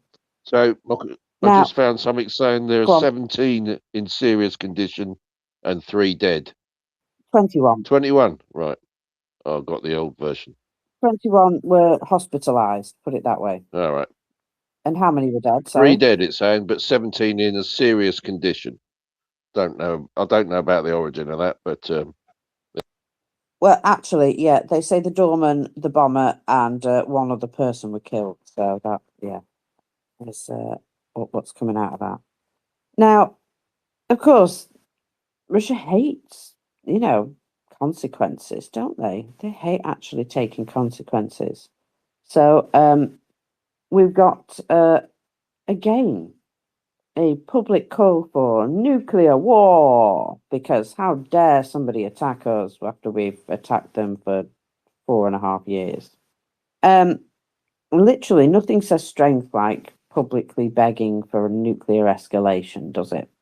So this is Pozniakov 3.0, or if I've not said that right, I don't care. What's the problem with using nuclear weapons in Ukraine? Why are we afraid to take this step? We're even afraid to raise the issue officially. Even discussion is taboo. Why? Well, I'll tell you why, love. Because multiple other nuclear countries agreed to bomb Russia into the Stone Age if they don't shut the fuck up. Or if they do use a nuclear weapon. That in combination with Russia's, shall we say, optimal population distribution. So basically everybody lives in Moscow and St. Petersburg. And everybody else is, irrelevant. So, it wouldn't take an awful lot to wipe you the fuck out. Now shut up. Something like a nuclear weapon would indeed unlock those doors. So, think on it. Of course, they don't think, though, do they? They're very much like children. You see, when you tell a child something is a particular way, when you say, this is the situation, these guys are the bad guys, basically, they go, okay, those guys are the bad guys, thanks. And they don't apply any critical thinking. They don't say, are we the baddies? Because they're busy entertaining themselves because they've got the brain power of a child. And you can actually break people out of this way of thinking, but you can't expect them to come out of it by themselves. Something needs to happen to break them out of it. And that is why it is so difficult to convert people who have been put in a cult or joined a cult, because they are happy with somebody else doing the thinking for them. It's very lazy, it really is. And this is basically Russia as a nation. Someone else does the thinking, and we just complain when things go wrong, and we don't think about why that is. Nobody really wants to ask the question why. Now, in Russia, it's because of fear of punishment, but for the rest of us, it's just lazy. And there's another reason why outsourcing your thinking to an AI is not only lazy, but dangerous. So don't do that shit, folks, because it goes to show that your IQ is in the fucking floor. Anyway, talking of people with IQ in the floor, Russian state propaganda has actually come out and told the truth. And I'm shocked. This is, it's Fighter Bomber and his friend with the hat. His friend with the, he's got like a flat cap in camo colours. And I don't know his name because I can't be bothered. But I do know his name. I just can't be bothered finding it right now. So they've been having a chat. And it turns out that the truth slipped out while they were talking. They said there are no important military targets in Kyiv directly, and that Russia is only attacking the Ukrainian capital with missiles to put pressure on the civilian population. Well, I could have told you that, but it's nice to know that they actually know that for a fact. They claim they're launching missiles for media effect only, so that they can have nice pictures of the Ukrainian capital on fire, and to frighten Ukrainians into surrendering to them, which, how's that going? Because I don't know if you've noticed, but Ukrainians are a little bit stubborn. And every time something like that happens, they double down on how pissed off they are. It doesn't actually make them suddenly decide, you know what, actually, I'd rather live under occupation. No, in fact, if anything, it does quite the opposite, and it makes them absolutely furious. And they're basically just admitting they can't defeat the military on the front lines, so they're going after fighting the civilians. Amazing. Do you know what that is? Do you know what that's called, Firefella? You know what the technical term for that is? No, go on. Terrorism. Oh, I thought That's yeah, what I that thought is. it was. I Terrorism. just checking. Well done, you. Yeah, exactly. Just pure terrorism. So let's have a look at what these two wankers have to say, because they got to say a lot of shit. Our attacks on Kyiv are more of a media effect than any kind of military one, says this cunt in the hat. In fact, no, they are prettier. He is not pretty. He goes on to state, there are no important military facilities in Kyiv, not really. All right, hurry up, come on, get on with it. I So that was a long sentence. The main thing here is to put pressure on the civilian population, which he thinks is going to suddenly just decide to, join Russia.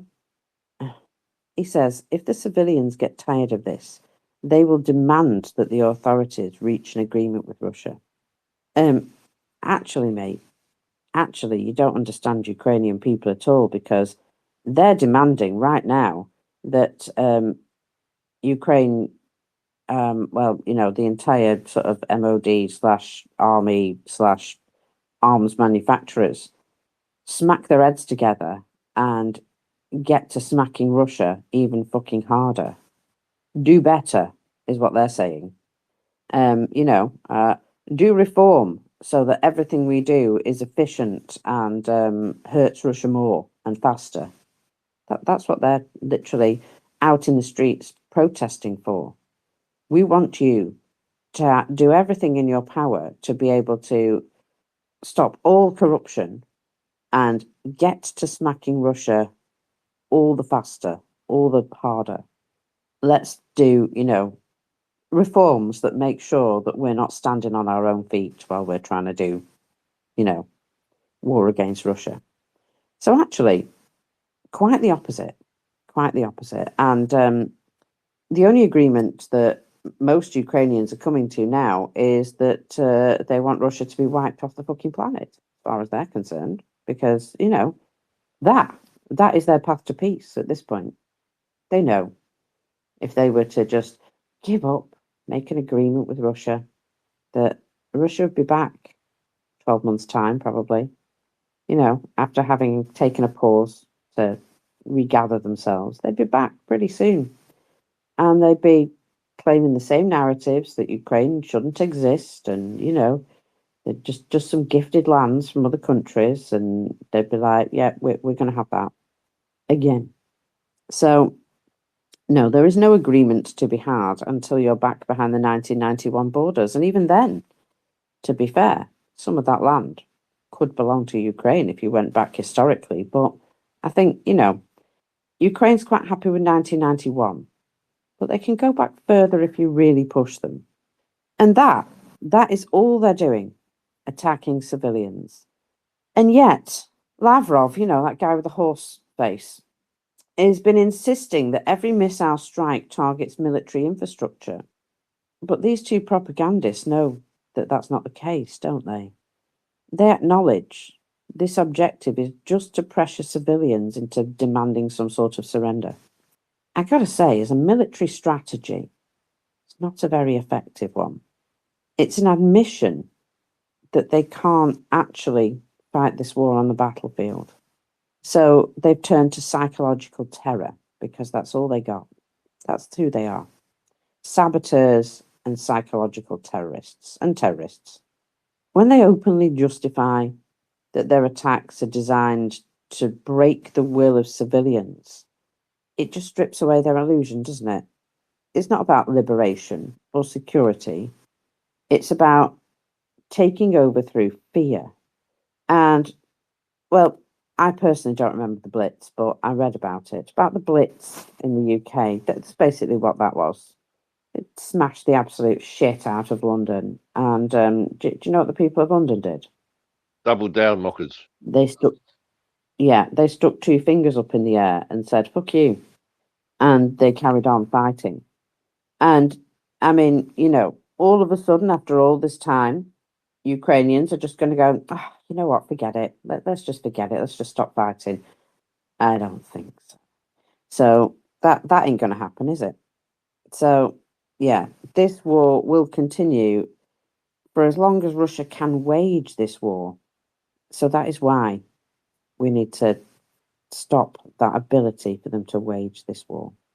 They've currently adopted a new tactic, which is just fucking delightful. They first hit with a high explosive ballistic missile, and 10 to 15 minutes later, they hit the same location with a cluster warhead, which is aimed specifically at killing firefighters, medics, police officers, and anybody who turns up to help. And surveillance cameras have captured this more than once. And, Meanwhile, there's a lot of other countries that are sat on interceptor missiles that don't want to give them up because, well, there's a possibility that we might be attacked. All right, okay, so when you're attacked, you're going to use them, are you? No, they're just for decoration. We just look at them. And that's the problem, that we're all too busy sitting on the means for Ukraine to protect themselves, thinking, well, we could need it to protect ourselves. And that selfishness has led to us no longer being a cohesive partners. Do you think NATO is going to stand up for every inch of NATO territory? Oh, no, they already haven't. It was only a field. Well, it was too close to people for us to bother to shoot it down because it would have caused, trouble. So we allowed it to go back into Ukraine to murder their people. These things have happened to our eternal fucking shame. Disgusting. Now, there is something which we could do, and I think this is important, really important, that if we could stop the transfer of materials to Russia, that would make a difference. So let me just harp on a little bit about our Illumina project because, well, we're expanding. We're expanding our project into, a little bit extra. So for the last few days, there have been readers' letters flowing into Irish publications because, you know what, the people get it. The people understand that something needs to be done. There was a really good one a couple of days ago. Recall how the Allied powers during the Second World War dealt with the export of tungsten from Portugal to Hitler's Germany. The Allies didn't take time to prove that the tungsten from a particular Portuguese mine had entered a particular German anti-tank shell. They reasoned that any additional tungsten available to Germany increased their overall capacity to manufacture the hardened tools and armaments, and thus contributed directly to Germany's war economy. As a result, there was a complete embargo on tungsten exports from June 1944. And here is the lesson regarding alumina exports. None should be reaching Russia. And if we could put a complete embargo on that product coming from any European country, and I don't care that the plant belongs to Russia. Fuck those guys. Seriously, fuck them with a big stick. Doesn't matter. Well, it's our plant. Well, we don't fucking care. You're waging war, you cunts. So, get on the fuck off bus. And Irish people are indeed now writing daily letters to the Irish Times. One guy here, Andrew Dunn, just a regular Irish guy. So, when people bash the Irish over this, it's not the people. It's the Irish government being weak in the face of Russian money, as are so very many of us. So Andrew says, the urgent task for our government should be to seek alternative bauxite supplies for the Orhanish plant and put it under compulsory state control, which could be enabled by emergency legislation. I mean, they've written up the legislation, it's sat on a shelf, they don't want to use it. And examine a joint purchase by EU stakeholders that are most dependent on its output for a future sale. Playing even the most minor of roles in enabling Russia's war machine and their domestic economy is utterly self-defeating. Continuing to ignore this reality is deeply foolish and ruthlessly amoral. He's absolutely right, isn't he? I mean, good for him, good for Andrew. And I mean, it's not just alumina from Ireland, there's lots of other things, but let's just concentrate on what we can affect one at a time, eh? So, do you have any links to pro-Ukraine groups in the EU, the UK, and the EEA? Do you support an effort to ban alumina to Russia? Because, well, some years ago, there was a postcard campaign regarding a nuclear plant. And it was look me in the eye and tell me I'm safe. And it was regarding Sellafield nuclear power plant. It was a protest that the Irish launched because they were concerned that, if anything happened to Sellafield, they were right in the path. And believe it or not, that was all the pushback against nuclear plants has basically been a scare tactic, which was brought about by, Chernobyl and big oil. So anyway, we've decided that this might actually be worth doing. And so we've made a change to that particular message. And we've made our own eye postcard. This one has a blue and yellow iris, and it says, Michal, or Michael, who's the PM of Ireland, the Taoiseach, look me in the eye and tell me it isn't Irish alumina. Now, 15 hours ago, Dan put out a call for some people to help out with regards to this modernised, postcard campaign. And he said currently it's not something that's within our possibility to do. We can't just resource all this ourselves. However, if you want to print, these postcards off, here's the design, here's the message, and here's the address where they should be sent to. However, within 2 hours, he'd had a massively strong response and people saying, actually, we'll get thousands of these things printed up for you. Don't worry, it will cost a pittance. I think 4.4 pence in the end is the price of these things, because of how many people have got involved and said, yeah, I'll pay for so many hundred and I'll pay for so many hundred. So in just over an hour, he was able to confirm that a large batch of postcards could be ordered and is making links within the Ukrainian community groups to distribute them across Europe so that they can be, signed and sent. And I just think that that's just delightful. So what he's asking for now is if you've got links to these groups, pro-Ukraine groups, we want to distribute these postcards so that they can, fill them in with their own message and send them in. One thing that, they might not read them all, but if every time they open their post bag, there's hundreds of these things, it sends a message, doesn't it? So it's an old school postcard campaign to the Irish government. And I've just retweeted it, I think I just retweeted it. It's not far down my timeline if I didn't. And this is just another bit of, what we can do. It doesn't seem like a lot, does it? It's not asking a lot, but I think it's important. And it's just another arm to the Munchin's Birds long-range email sanctions campaign. So get on board. If you know of a group that would like to distribute these, let us know, or let Dan know, in fact, because, he's going to be the guy in charge of that logistics situation.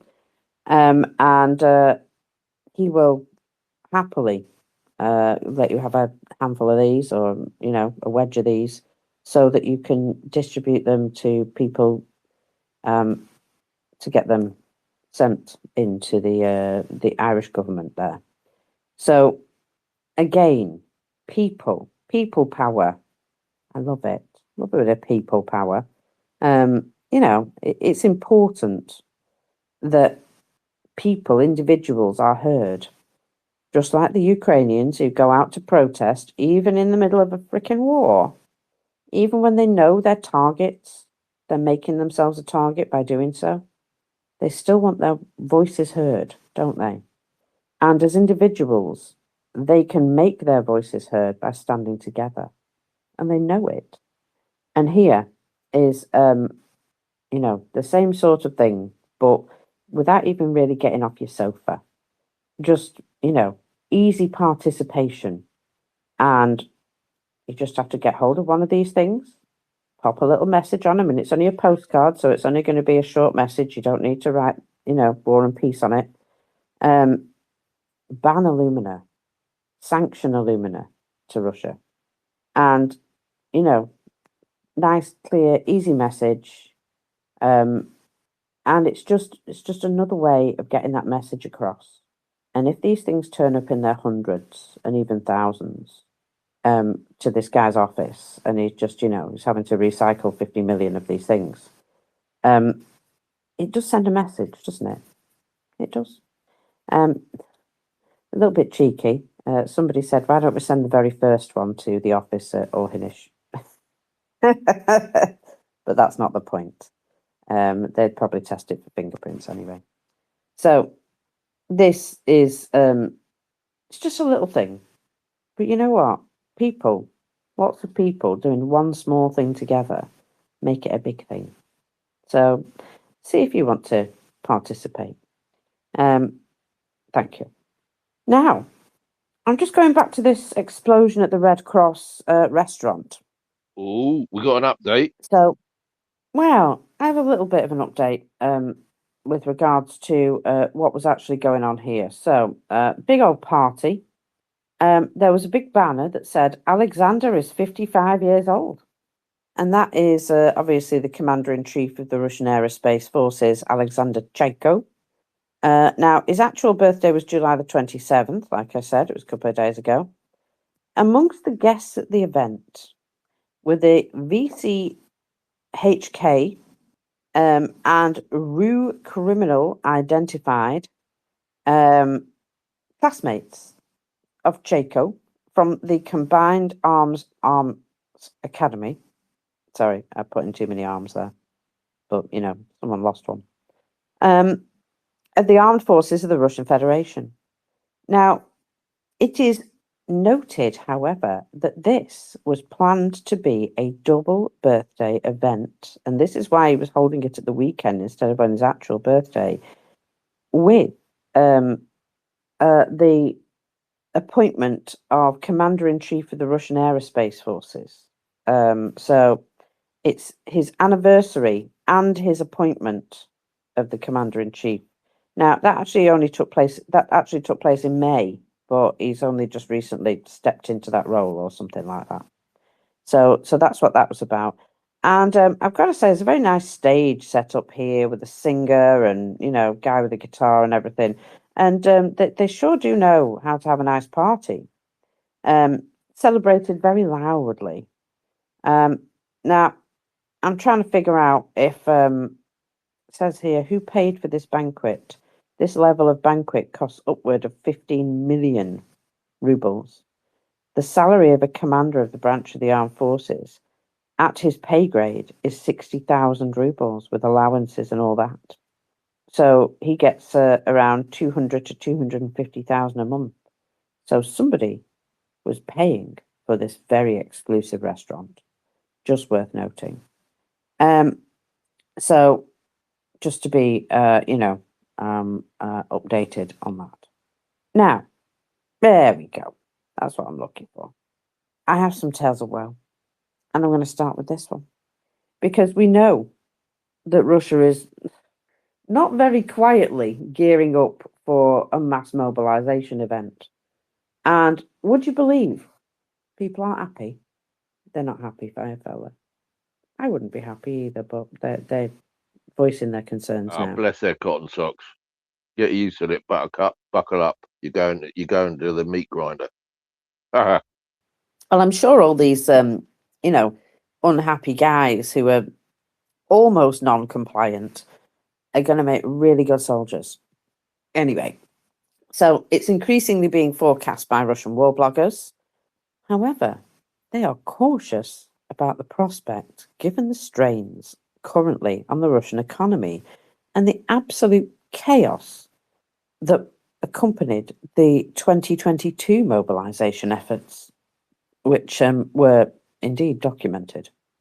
So, DSHRG Rusic comments the following.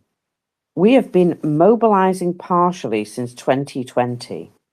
And he's right about that, you know. Since 2020, by the way, not 2022, 2020.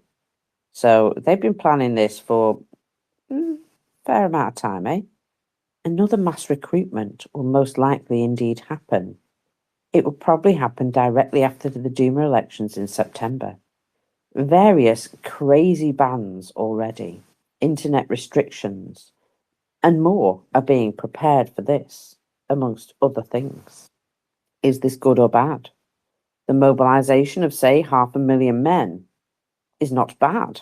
It will bring us closer to our so-called goals of the special military operation, which is accelerating the liberation of the Donbass territory within its administrative boundaries.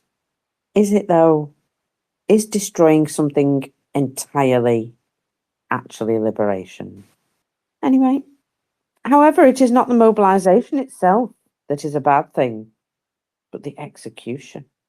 So he doesn't disagree with, you know, mobilizing all these men to go murder more Ukrainians, but he is upset about the fact that they're going to struggle to do it. Previous waves of mobilized soldiers who've been fighting for 4 years, getting wounded and dying on the front lines, should ideally be sent home at this time. What land of pink ponies does he live Now in? that is funny. So he's saying these guys need to be rotated out. Goodness me, dude. That ain't happening. Well done you, though, for, like, you know, trying to be the humanitarian here. He says, holding them back under the pretext that they're already experienced fighters is a nonsense. Is it now? Okay. Everyone has their resources, and human resources are limited. Moreover, these people came to the war involuntarily and have long since paid their debts to the motherland. Oh dear, he still lives in some land where the sky is a different colour to the rest of us, doesn't he? Dear, oh dear. Number 2, the mobilisation will be carried out amongst the older generation and the younger one, I would imagine too. But he's trying not to face that. Due to their age, they are no longer capable of full-fledged combat. If anyone is mobilised, it should be people aged 20 to 30 being selected. This will give the young people excellent prospects because, you know, losing limbs at that part of your life is just going to help you so much. Losing your life, even, you know, that's going to help the demographics and overall population problems that they already have. Wow. Anyway, secondly, it will make the fighting force even younger than it is now. Well, we have seen some pensioners in the Russian armed forces, so yeah, I understand. The most important point is that mobilization must take place with fully equipped personnel. Oh dear. You haven't read a history book, have you, mate? And you haven't looked at what your current resource situation is like. Oh boy. Oh boy, oh boy.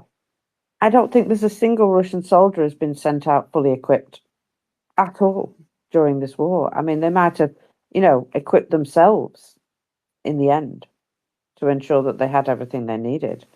But no, nobody has been sent out from the Russian MOD fully equipped as a soldier. Walkers? Perhaps 1 or 2 units of like really highly trained guys, but that's it. Go Can on. you shop at Wildberries anymore? Asking for a friend. No, they're not getting gear. Exactly. And this is another reason why Ukraine's hitting these supply facilities, because when you come to mobilize, where are you going to get all those extra bits from that everybody has to buy for themselves? You ain't pulling them out of your armpit, are you? You got to get them from somewhere. And Wild Berries and Ozone are the places where they've been buying them from. Bit awkward, isn't it? They won't have that to rely on anymore. So he goes on to say, we need fully equipped personnel, not like before, when we were told we have everything, and that everything had to then be supplied by volunteers and humanitarian workers. Well, he has got a point, and we did sort of go over that. The multiplier Telegram channel. assesses the economic impact of a fresh mobilization and warns that it will severely stress an already heavily stressed economy and state budget. Yeah, mate, I think that they've decided that they're just going to throw that concern out of the window and see what happens. I mean, what the hell? He goes on to say mobilization isn't free. The state pays our citizens employed in the Special Military Operations Zone. Let's assume these alarmists are talking about another 600,000 mobilized troops, that they're right. In that case, the direct costs include salaries. You see, mate, that's where you might be wrong. It might not include salaries, because why pay dead men? It's just a question I have. Anyway, based on current salaries, contract terms, and indexation, I'd estimate 250,000 rubles per month per soldier, plus the supply of uniforms and logistics. Then we can roughly estimate a cost of 350 to 400 billion rubles, which is about 3.2 to 3.7 billion dollars. And that is for the first month alone. And then there will be salaries every month after. Again, are we paying dead men? Does that happen? Do dead guys need wages? Just a question I have. And other payments too. And I'm assuming he means like bonuses and shit like that, which, are they paying those these days? Anyway, in the first year, that's easily 1.5 trillion rubles, or 19 billion in the dollars there, in budget expenditures. On top of that, there are some indirect costs. People have left the economy. There are fewer available workers. Yes, that's why they've bussed in a load of people to work in wild berries from North Korea, why they've bussed them in to work at, absolute pittance subsistence wages, because, well, they can, for a start. They can't afford anybody else. And also, a lot of the workers that worked at wild berries have suddenly decided that they don't want to work there anymore. Can't imagine why. Anyway, the ones that haven't been affected, the people who are working there were like, you know what, I'm working in a big old target here. I don't think I want to anymore. And they decided just not to show up for work, go and find something else to do, because I wouldn't want to go and work in a building that was very much high on Ukraine's target list. Don't think I'd fancy that either. So fewer available workers, higher inflation, and lower real tax revenues for the budget because there's a burgeoning black market, which must be used to pay the salaries. Like I say, you're assuming a lot there, young man. Payment of salaries? If you say so. I will focus on this specifically as we currently have a labour shortage. The economy is short of people. Removing further hundreds of thousands of people from this economy, even temporarily, he thinks they're coming home. And that they're going to be useful members of society when they do. Again, he's living in the land of pink ponies, isn't he? Goodness. This is costly. Indirect costs also include political costs and other similar factors. This cannot be done for free. There will also be a parallel contract, which also includes signing bonuses. In some regions, this can be millions. And it will be more profitable for a potential mobilized person to sign it immediately or in advance, taking into account signing bonuses are roughly double what they would be later. Of the 1.5 trillion rubles I mentioned above, this would increase that cost. Obviously, the budget will... What? You come here just to meow at me and walk away? Well, that was a bit rude. I was expecting to at least get a head bump out of her or something. Anyway, obviously, the budget will need additional funds for this undertaking. Where do you think they're going to get those from, Firefella? Do you think they're going to check down the back of Putin's sofa? Because I'd heard that it was all out. they ain't got a lot of No, I money. was going to say they're out of money, and they got none, nada. They're having to print it now, aren't they? Printing presses at the ready, going 24/7 to print as much money as they need. They're out of money, people. And when that happens, it devalues their currency, and then you need more of that currency in order to, buy things. It's just the cause and effect. So he says, and the current situation in the global and domestic economies is more modest. What he means is more fragile than a couple of years ago. We're not accelerating the necessary borrowing to cover the deficit and other needs. It's because nobody wants to lend you any money anymore. And the banks are absolutely tapped out. They can't lend you any money anymore because they're relying on the government to hold them up, so they don't have any money unless they print it, which devalues the currency, which makes things worse. Which, oh, look, you're in a terrible downward spiral. Oh, well. The Ministry of Finance has already cancelled the federal loan bond auctions twice.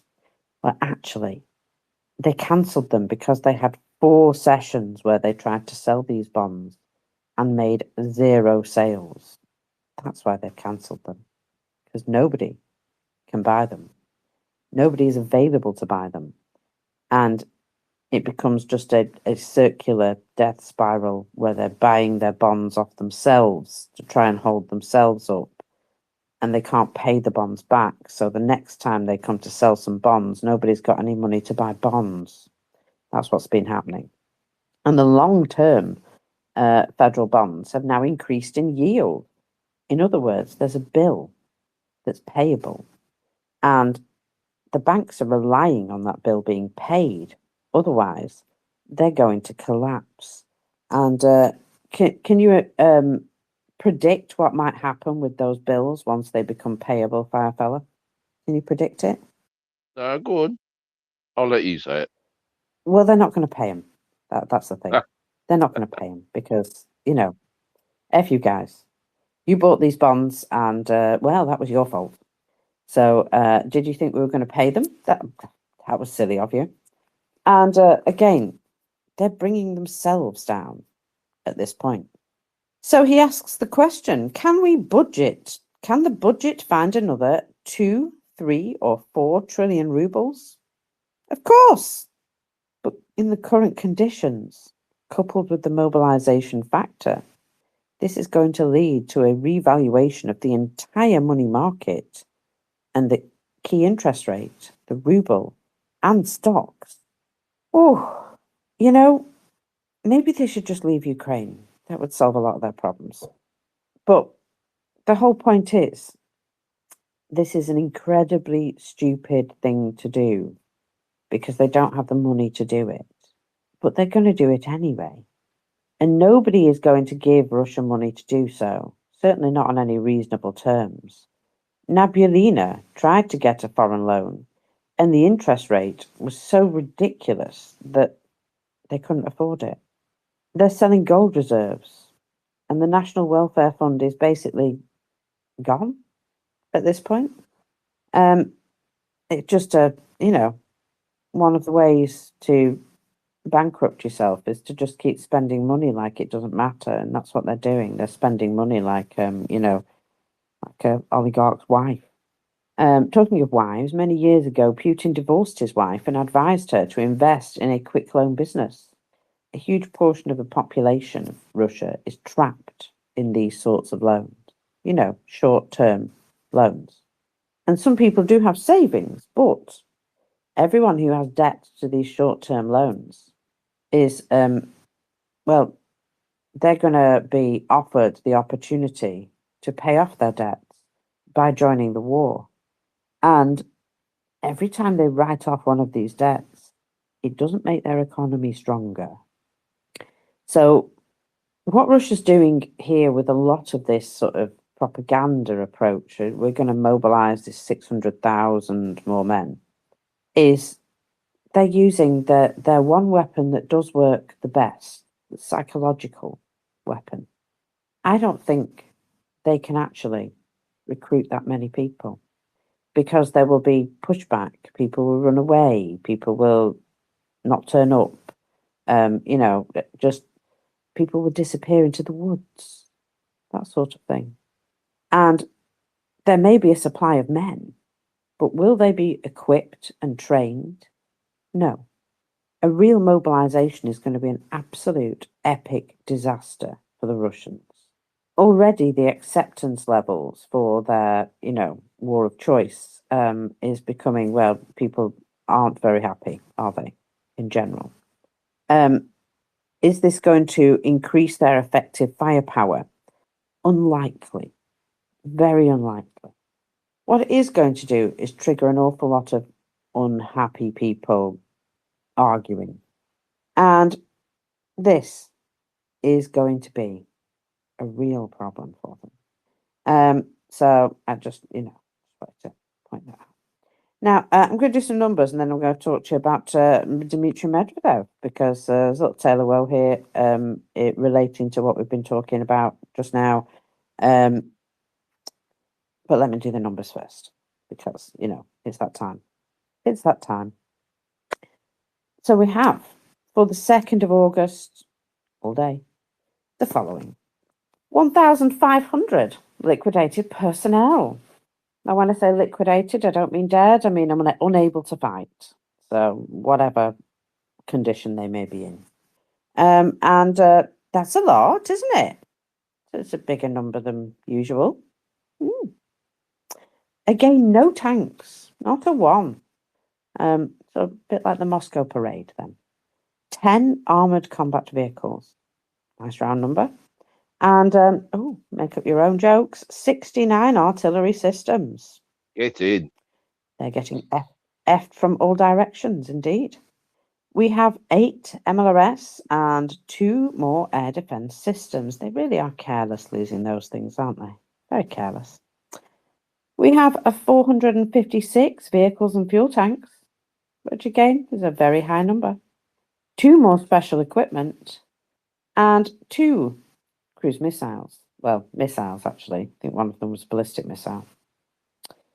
We have 1,788 operational tactical UAVs. So that has gone up the last couple of days, but still not over 2,000 like we saw previously. Just pointing that out. And 11 ground robotic complexes, because you should not be allowed to have any of those. So what's the overnight report look like? Because, nightly terror campaign, as per usual. Just going to have a quick sip of my coffee so I can actually speak. There we go. So, on the night of August the 2nd, from 1800 hours on August the 1st, the enemy attacked with 133 UAVs. So, only UAVs. 109 of those were shot down or suppressed. But of course, that still leaves quite a few, doesn't it? So, what's that? 33 minus 9 is 24. Yeah? 24. Absolutely. Hey, still do maths. And all 24 strike UAVs have been accounted for. They were recorded hitting 19 locations. There was falling debris in 3 locations. Be aware that the attack continues. There are more enemy UAVs now in our airspace. So, obviously, never stops. Not really, does it? Never stops. I don't know. We just sit and watch it happen, and it gets very frustrating. That, which is why one of the reasons why I've got so involved in this Illumina campaign, because at least if we can do this, we're doing something, aren't we?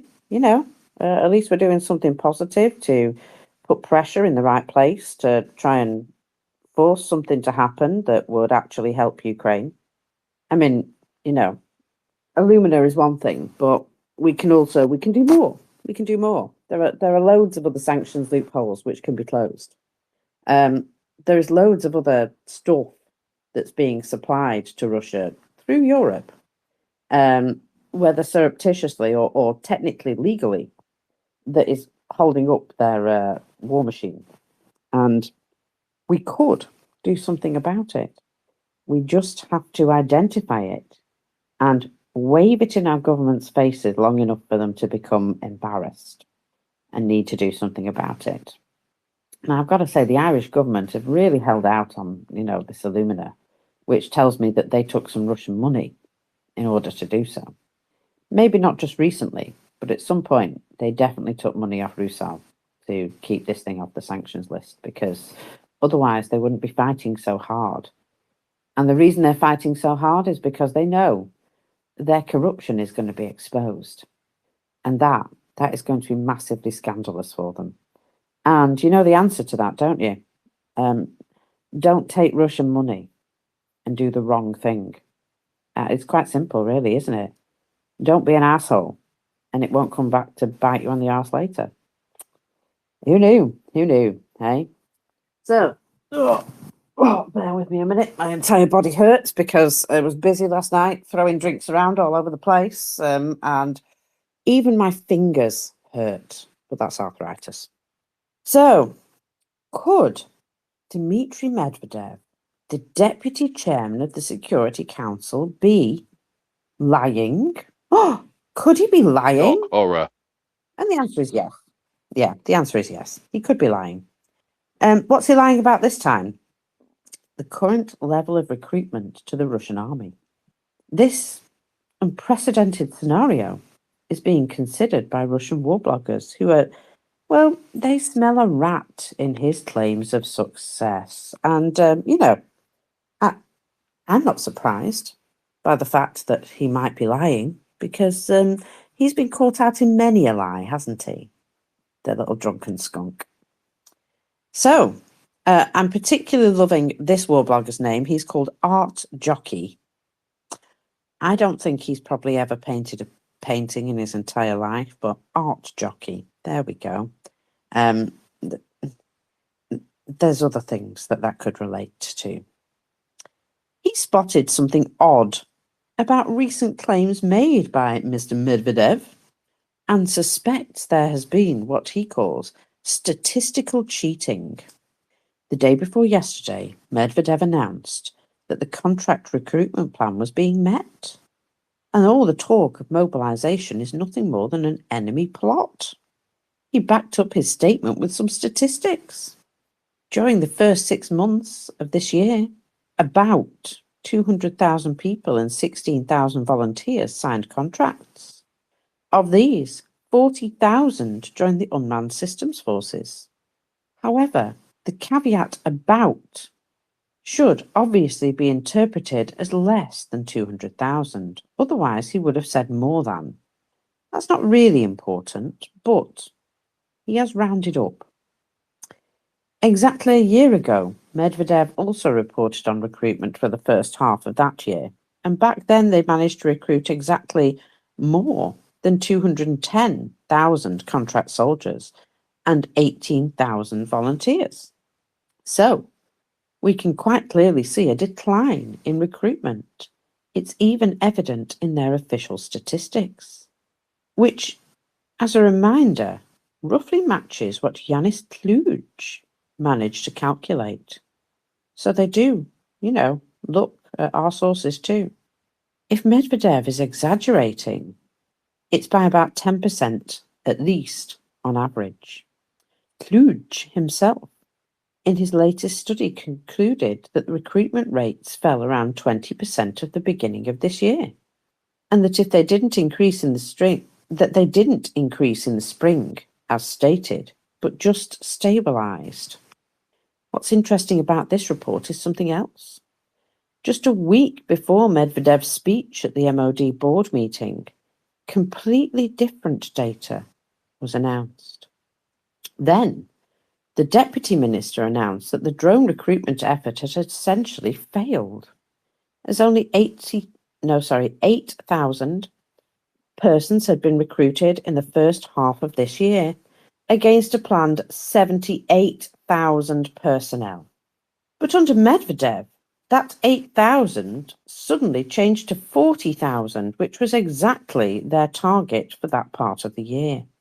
Clearly, recruiting 32,000 drone operators and technicians in 1 week is impossible.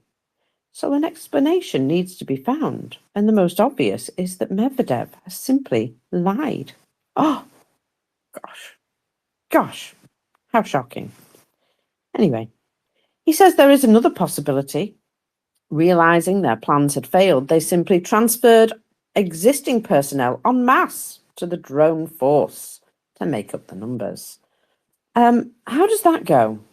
You know, how does that work out when you just throw people into jobs that they've not been trained for? And remember, they've already started taking people out of trained drone teams to go do other jobs because, you know, they're robbing from Peter to pay Paul. And of course, if a single one of them steps out of line, they end up in a storm the front unit. So there's that. If so, if they just transferred them to make up the numbers, this means the Russian armed forces will receive a very low quality drone force and a shortage of personnel in the other military units, including the stormtroopers. I've already mentioned that the Russian armed forces are now facing new challenges. The need to dedicate significant forces to creating mobile task forces, or MOGs, which are basically your mobile air defense guys, you know, on the technicals with big guns. Those guys. He says this is needed everywhere in the rear, especially in the new territories and Crimea. And even this has already been confirmed, required to protect ships in the Sea of Azov. Remember, they took a whole bunch of the Rubicon drone pilots and sent them off to go and protect ships in the Azov, which is hilarious. Yeah, how's that working out for I don't know, because the last time I looked, there was still ships burning in the Azov Sea and beyond. So, didn't they sink one yesterday? Yeah, they sunk one yesterday that belonged to Rosatom as well. in the Black Sea? I'll put it in the nest, yes.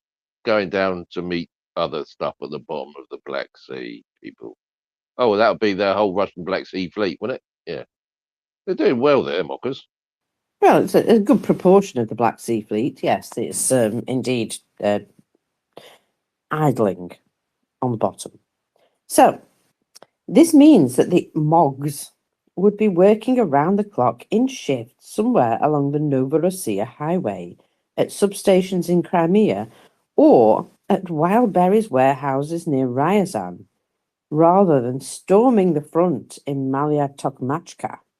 Well, he's got a point, hasn't he? Although I don't think they'll be protecting the Wildberries, mate. I think that's, you know, not a problem that they're willing to deal with.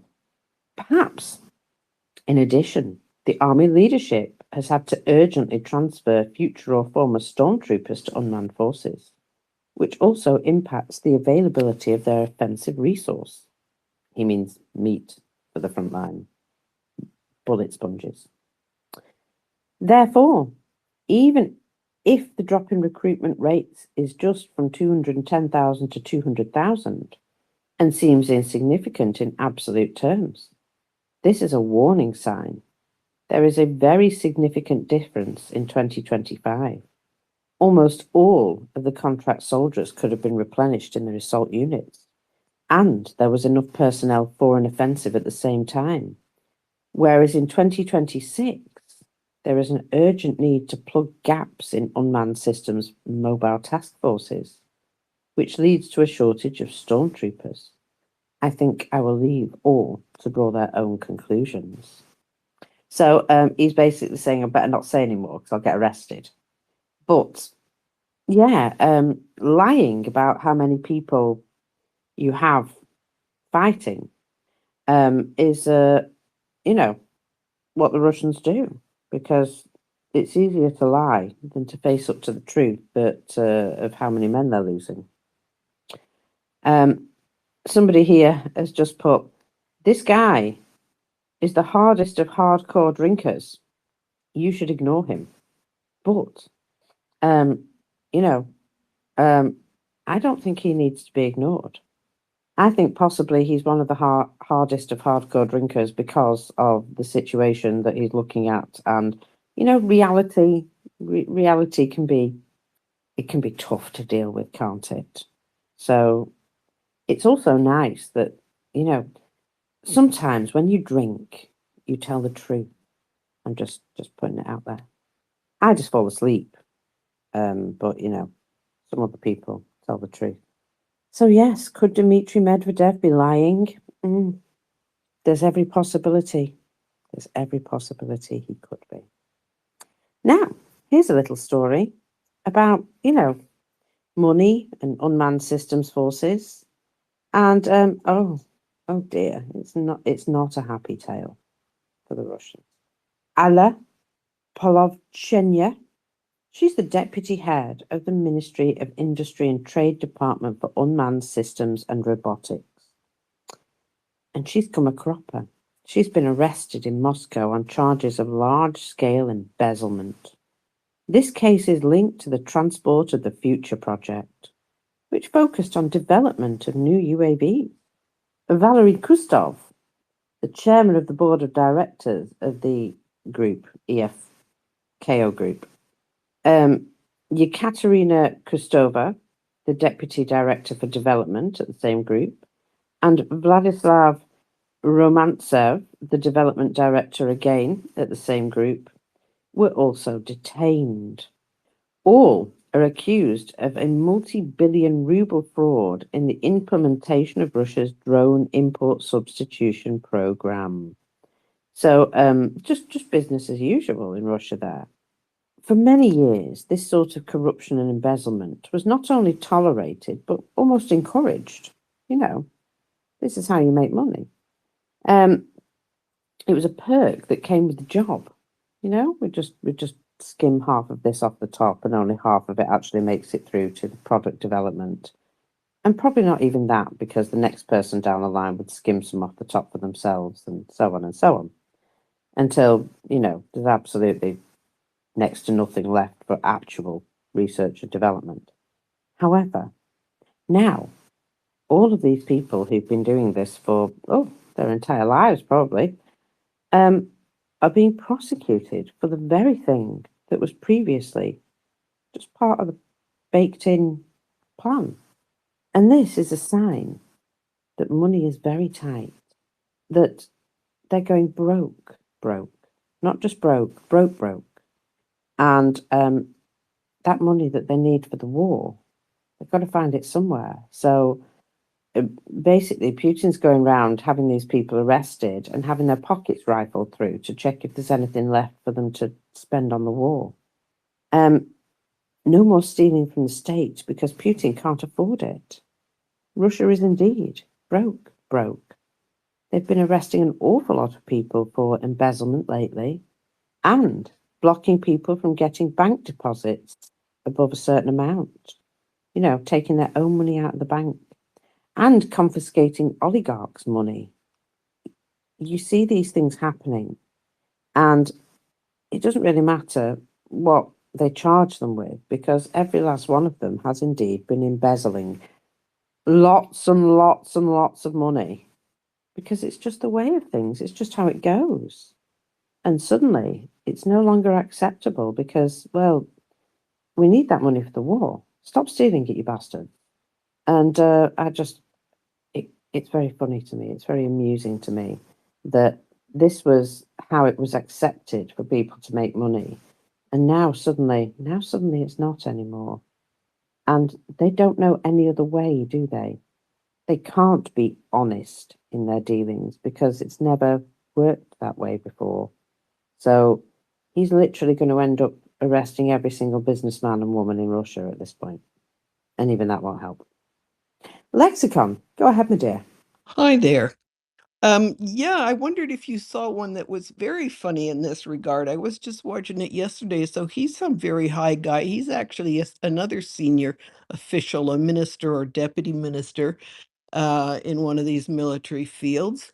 I wish I'd paid more attention to the ministry and the name. Anyway, he earlier on, he was a great he rose to fame because he designed this very famous and wonderful, very new type drone, no analog existing.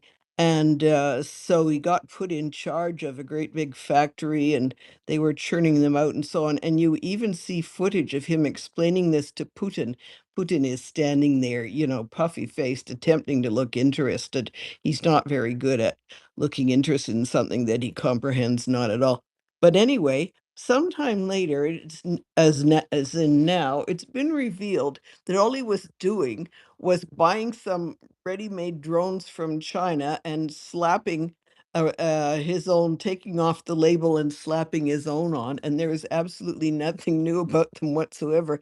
So not only is this money, of course, going to be now serving the special military operation, but Putin, who obviously would have been very embarrassed by all of this, since there's footage of him being a dupe, would probably have a particular grudge against the guy.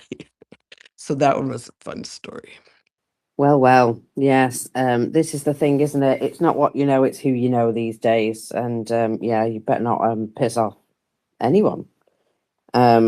Otherwise you could find yourself, being hauled over the coals. Now, did you know that it was the railway workers' professional holiday this morning, today? It's the railway workers' professional holiday. We should have got Peter in for this, shouldn't we? Oh, in Russia. I was going to say, where? In Russia? Oh, I think they'll be busy bees today sorting shit out, won't they? They've got... Well, if I were a Russian railway worker and Putin was personally congratulating me, I would be horrified. Oh, shit, what's going to happen now? Yeah, I wonder if they're going to try and put on some sort of display today. Russian railways perhaps getting one of their steam engines out to toot the horn and wave the flag and rally the troops, sort of thing. And then Ukraine, drone the shit out of it, perhaps. Surely I don't know. They'll all stand in front of a picture of a train, won't they? That's what they do now. Of course, this is how it's done. This is how it's done.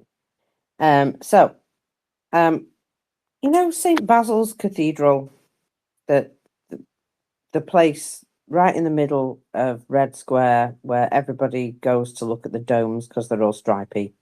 That place. I do, mockers. Is it burning?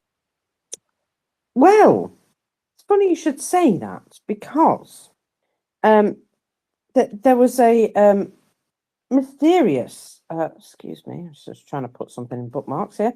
There was a mysterious headline that just came out of nowhere. There was no fire announced, but there was this headline: the interior of St. Basil's Cathedral was not damaged by the fire. I'm sorry, did St. Basil's Cathedral catch fire? This is one of the things which is on Prune's list for points, by the way, so she gets points for this. The interior of St. Basil's Cathedral was not damaged by fire. And I assume that means that there was a fire that they didn't bother to mention prior. So was the exterior damaged? Did something happen? I'd love to know. I'd love to know what happened at St. Basil's. Just strange but true. So you'll be glad to know that Russia's found something more valuable than gold. Scientists have discovered a previously unknown mineral. I'd just like to tell you that this mineral is called bullshit. An unknown mineral in the Kirovsky mine of the Kibini Massive, apparently. The Ministry of Education and Science has reported. Well, to be fair, if nobody knew it existed, why would it be worth anything? They do put claims like this out. They like to put claims like this out. Quick, pay us some money for some, snake oil. That's basically what this is. We found some new snake oil. Extra expensive. So this mineral was discovered by the researchers of the Kola Science Center of the Russian Academy of Sciences. They pulled it directly out of their ass. And it's called Kola Ashcroftine. That's what it is. Has it got a chemical It apparently symbol? contains... Has it got a chemical symbol? Or they just made this shit up? Yeah, it's a middle finger. Yeah, absolutely. It's a middle finger, yeah. So apparently it contains, this Kola Ashcroftite contains a rare earth element called yttrium. That is YT trium. Yeah.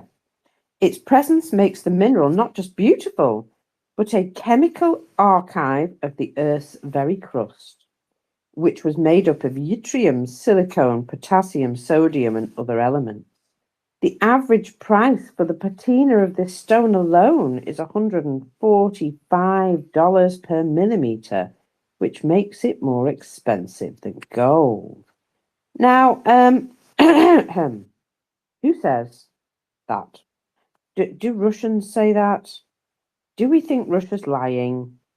Are they opening their mouths? Russia's lying, Are aren't they they? opening their mouths, mockers? Yeah, They're lying. absolutely. Yeah.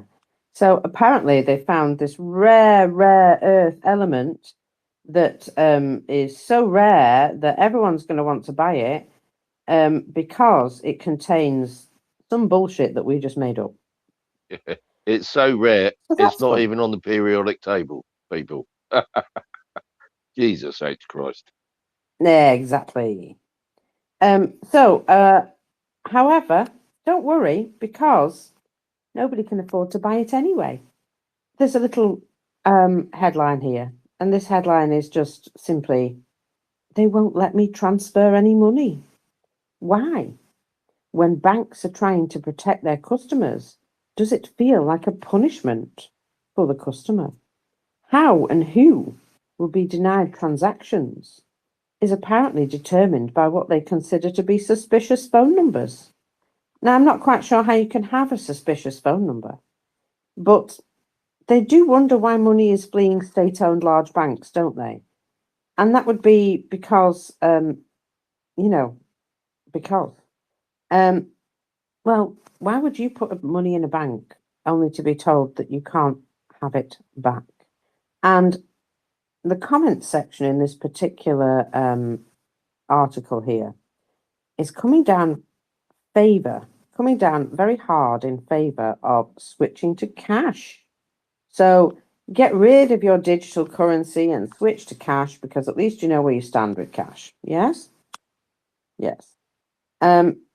So I'm just, putting it out there that this, what would you call it? Trend, this trend is going to feed the black market, which will then not pay any taxes. Well, here's something that Russia in the past made quite a bit of money from, and it's that, made up shit, cryptocurrency. Cryptocurrency mining is now being banned from August the 15th to December the 31st, 2032 in Moscow. The Moscow region and 8 districts of the Kursk region located near the state border. And do you know what crypto mining really needs lots and lots and lots of, Firefella? Do you know what it needs? Electricity, I bet. Yes, that's right. Electricity. And that tells you something, doesn't it? That they don't have enough electricity supply to hold this shit up.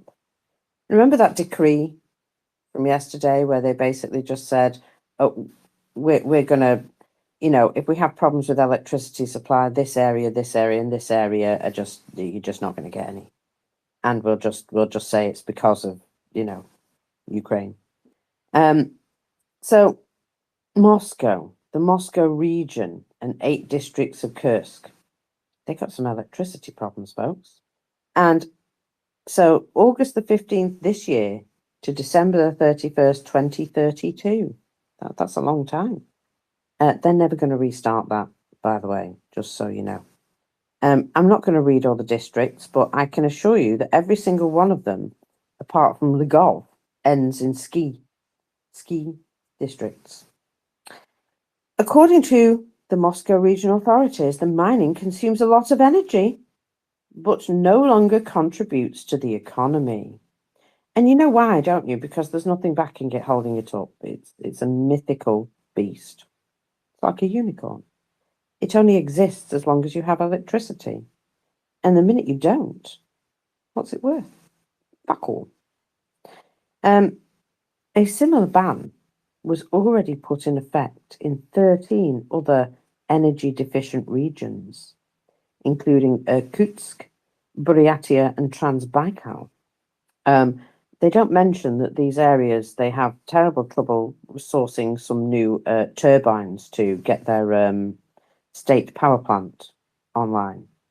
Their state power plant, which has now been delayed by a further 2 years because they can't seem to manufacture or acquire the necessary equipment, which they blamed a company called Power Machines on, because Power Machines were told that they had to build these turbines and they just can't. It's not possible. But it's all their fault. So yeah, so it's all their fault. I mean, you know, tough Did you is. say it was a You will create these things for us, even though they can't.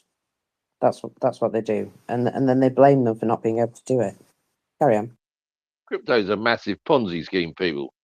Every time they issue it, loads of people throw their money at it, and then a couple of months later, all their money disappears.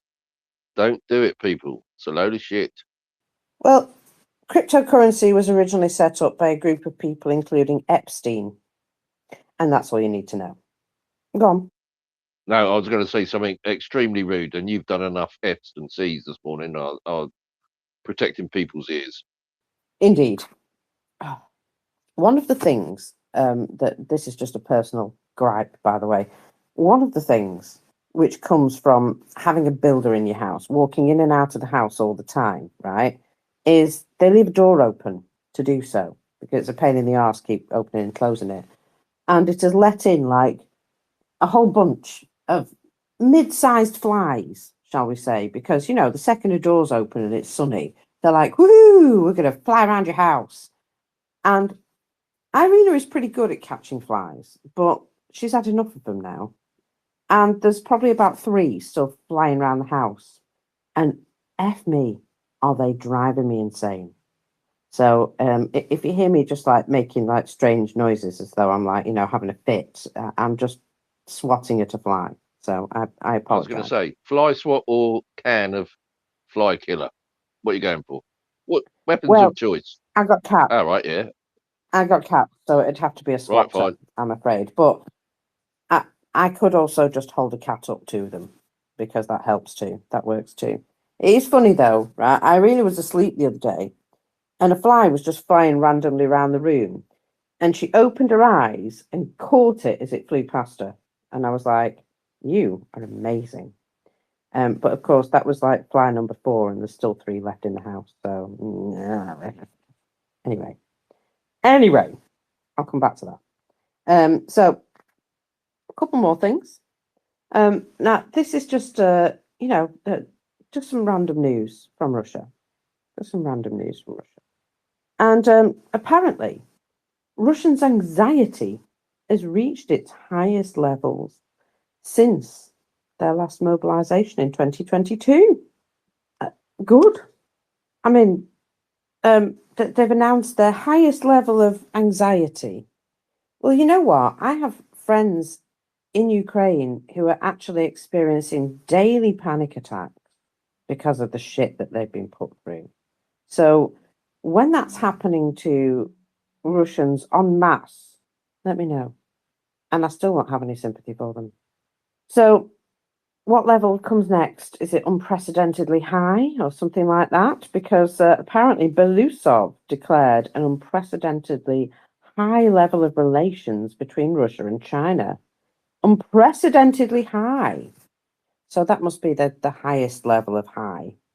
And that's where their anxiety is going. Unprecedentedly high. Now, I do want to know, does this mean their previous mobilization or the one that's upcoming? Because hopefully these levels of anxiety will accelerate the collapse. Because, you know, being anxious for a long period of time doesn't do you any good at all. It really doesn't. So I can attest to that. Why is this in my bookmarks? I did not put it in my bookmarks. This is very strange. Blue Sky is also very strange for bookmarks too. That one isn't there. It isn't there. There isn't even a blue thingy attached to it, but yet it's in my bookmarks. If you say so. Right. So it is just another day. A young St. Petersburg woman stabbed a passerby in the buttocks. You can tell why I picked this one up, can't you? Why I picked up this particular story, because She stabbed the guy with scissors, apparently. And what actually happened was she was drunk and she dropped her purse. And this guy was actually a decent human being, and he picked up the purse and offered it back to her, saying, "You've dropped your purse." And she instantly pulled a pair of scissors out of the purse and stabbed him in the ass, thinking that he was trying to rob her. Nice. And she actually did indeed rip him a new asshole, because it's, yeah, right there. So she did this with a pair of nail scissors as well, but no, right in the butt with a pair of nail scissors. This was not on anybody's bingo card. So, goodness. So yeah, there we go. These are the things that happen in Russia, of course. Now, just about 10 days ago, there was another guy, a Russian man, went on a stabbing spree at a dinner party and stabbed one of the guests to death, because apparently this is the way mental health is going in Russia these days. This was in Yakutia. He killed a guest and wounded 3 other friends. I mean, I'm not sure I'd want to be his friend after that. But an investigation into the brutal stabbing took place, and believe it or not, it was due to a drunken brawl. Yes, there's a shock, eh? So a 26-year-old and a 35-year-old man and a 43-year-old woman and a 4th victim were visiting the suspect during a meal. Well, it says a feast, but I'm going to call it a meal. A conflict broke out between them, and the 38-year-old owner of the house, intoxicated, went to the kitchen, returned with a knife, and stabbed everybody in the room. Well, that's nice, isn't it? I don't reckon he's going to have many visitors after that. So the one that died received a neck wound and died on the spot due to blood loss. Well, that would probably do it, yes. And the suspect has been detained, believe it or not. So investigators intend to petition the court to choose a preventative measure in the form of detention against him. But you know what they're going to do, don't you? They're going to offer him a spot on the front line. That guy is going to get a second chance at life, albeit a brief one. Jenny, welcome. Oh, thank you. Is this like a case where the government is then gonna like send out a letter going like, oh, we have to, give them wide berth and, you know, a little bit of stabbing and smacking around among friends. You can't bitch about it, just suck it up because special military operation. The kind of like the letter that they send out to women who live with abusive men instead of, wasting policemen's time. Or is this more serious because it's stabbed men? Asking for me because I have no friends. And fuck Russia, thank you. I think the fact that he actually killed a guy, I think that means that, they have to take it seriously, because that guy could have been a potential soldier in the war. So, so there's that. So, yeah, that this is being taken seriously, and he is going to get a preventative measure. But you know what that's going to be, don't you? They're going to offer him a rifle and a camo jacket, possibly, if they've got any of those left. Is that like a voluntold kind of situation, or will he actually be given an actual choice? I'm hoping not. It's unlikely he'll be given an actual choice. I mean, he'll be told it's a choice, but it'll be like, choose this or we'll beat you some more until you sign to say that you're happy with this decision. It's usually the case, isn't it? Yeah, it makes me happy because that's how I roll. Thank you. Well, we know how truly awful they are to, anyone they don't like. So apparently they're just, doesn't matter if you're Russian, they're going to be truly awful to you too. Especially if you've just, murdered somebody. That guy's going to be lucky to have any of his teeth left by the time he gets out to the battlefield, I would assume. And that's a terrible shame for him, as you can tell. Yeah. Now, talking of running out of stuff, again, I'm just going to harp on a little bit about alumina.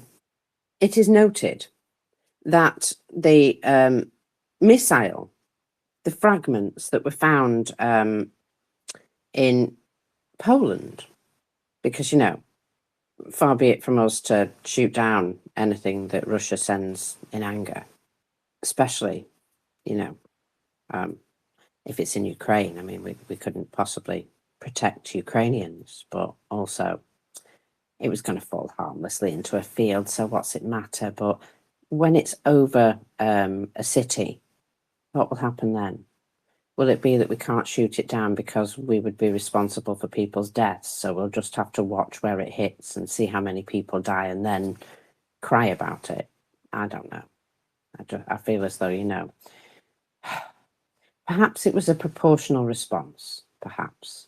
But as far as I'm concerned, we should be overreacting at this point and just squishing the absolute fuck out of the bug that is Russia. Anyway.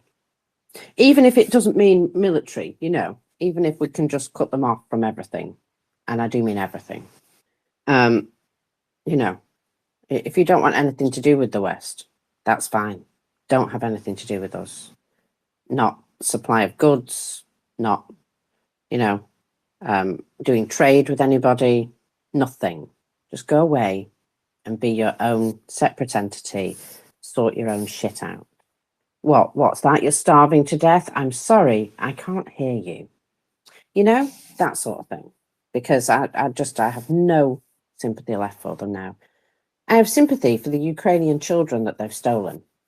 That's as much as I can muster up.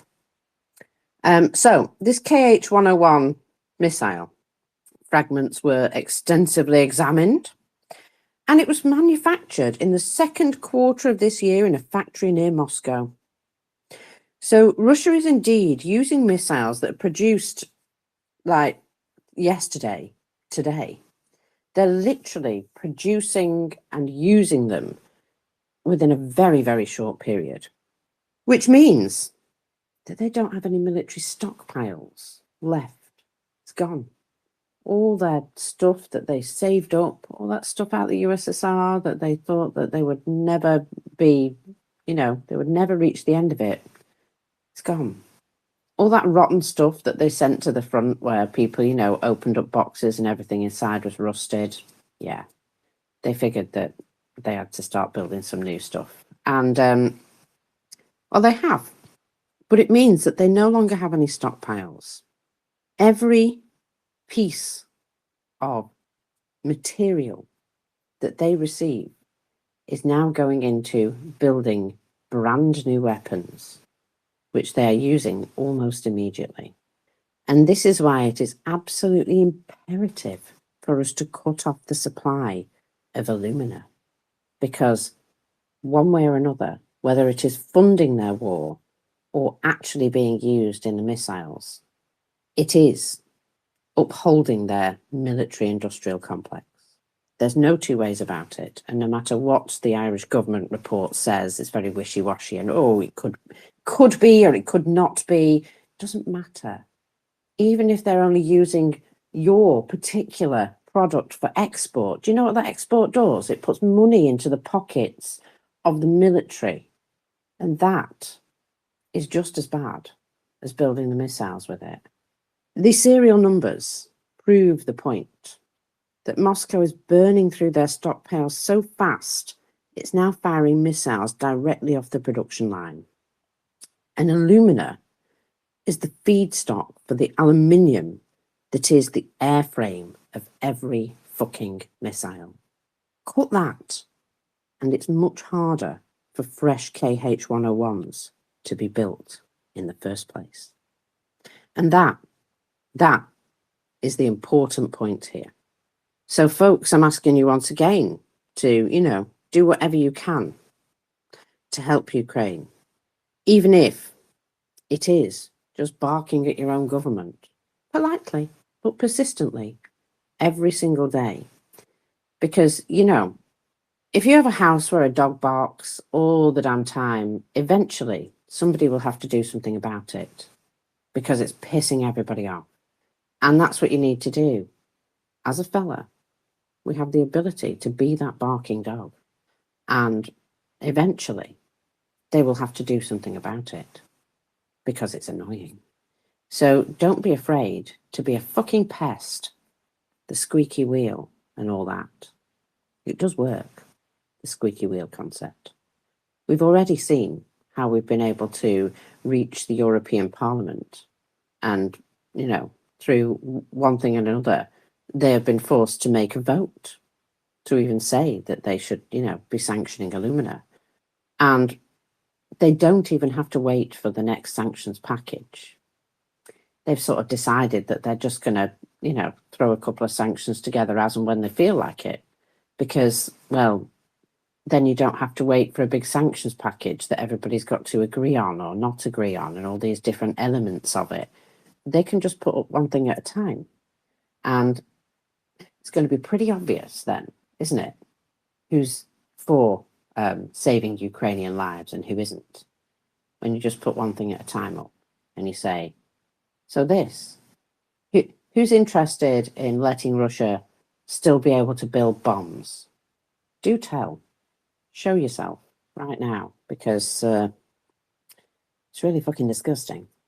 So it is indeed something that we can do something about. Ukrainians have shown us the way, haven't they, with their civil society and the way they have, you know, come together to make their voices heard by their government.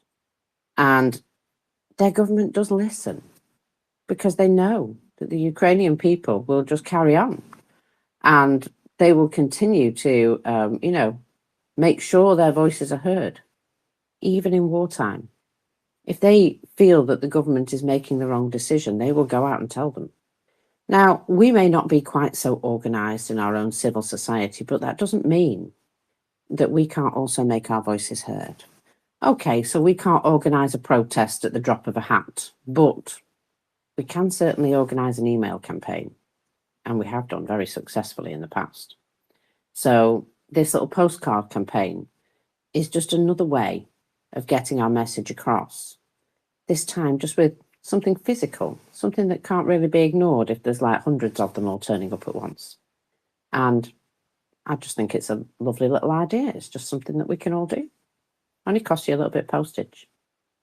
And I think it's worth it. I think it's worth it to get the message across. So, talking of money, we have, you know, constantly got fundraisers that we support in our nest here. And you may not look at them very often, but do go and check them out. At the moment, we're highlighting April Huggett, who's walking through Ukraine. And bless her, she has met the best of people and the worst of people while doing so. She, you know, has really been through it. And just go and look at some of her reports.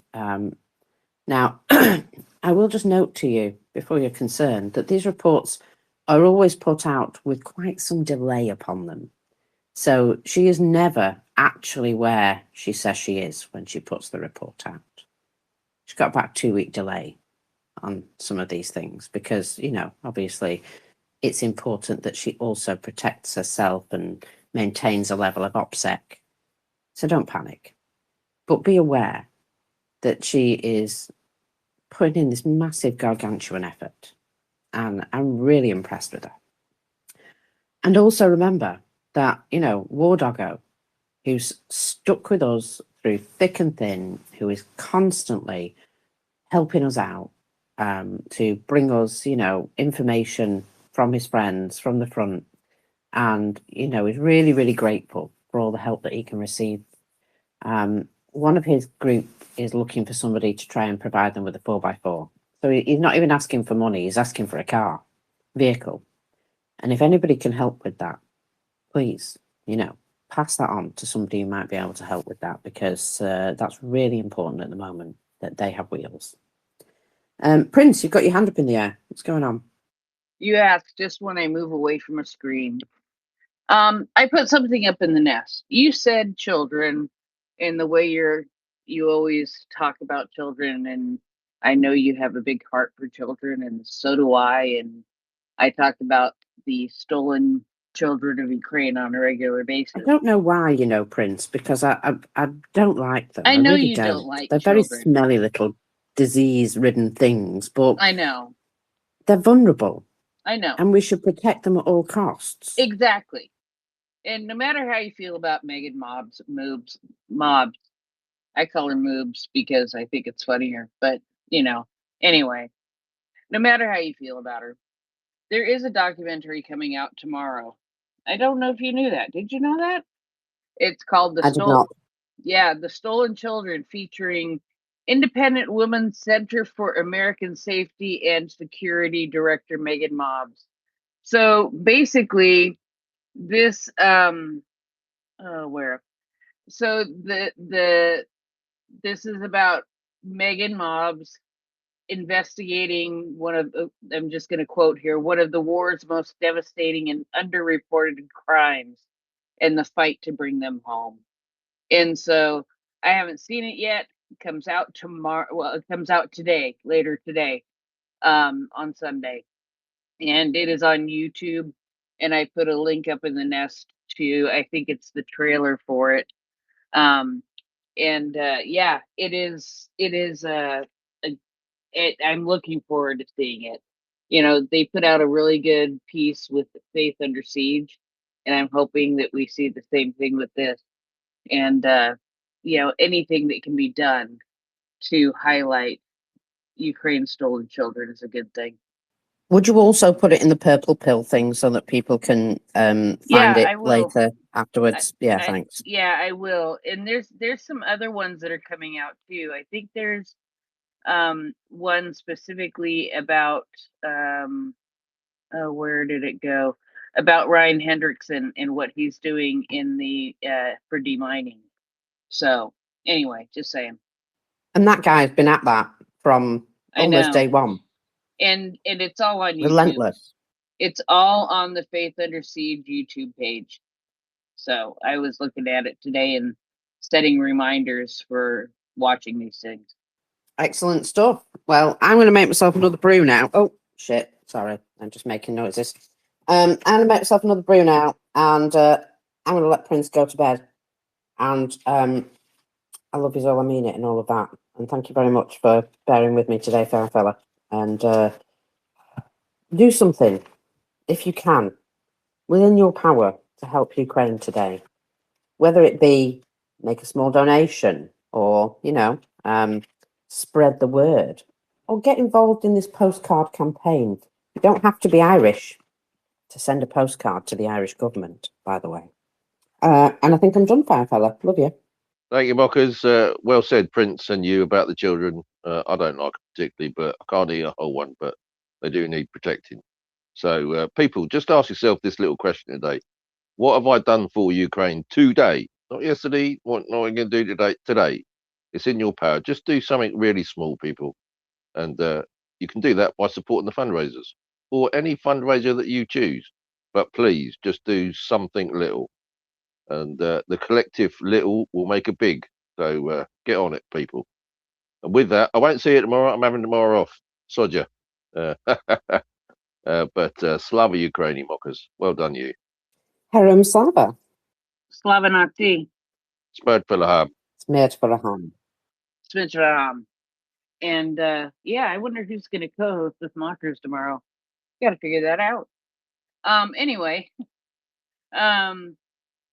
what we have tomorrow. I always look at it as tomorrow because anyway, you guys are all up for Sunday.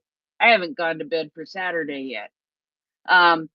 We have at 7 p.m. Eastern time, 2 a.m. Kyiv time.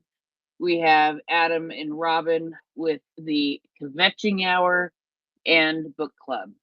And then at, let's see, 2 a.m. Eastern, 9 a.m. Kyiv, we have Mockers and To Be Determined. Following that, we have Ming and Will with their interestingly named segment called Veer from Long Beach Batnik Appreciation Hour. And so, yeah, that's what we have coming up in the next 24 hours. And with that, I would think I'll just say Skoro Bovachimus. Побачимось. Побачимось.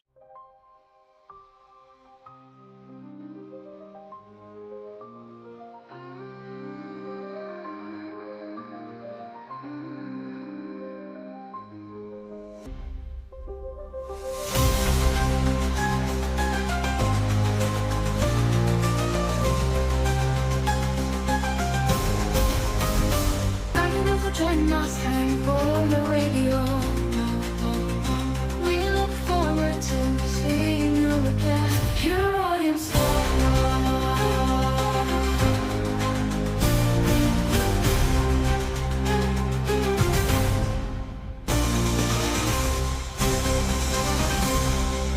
Your audience.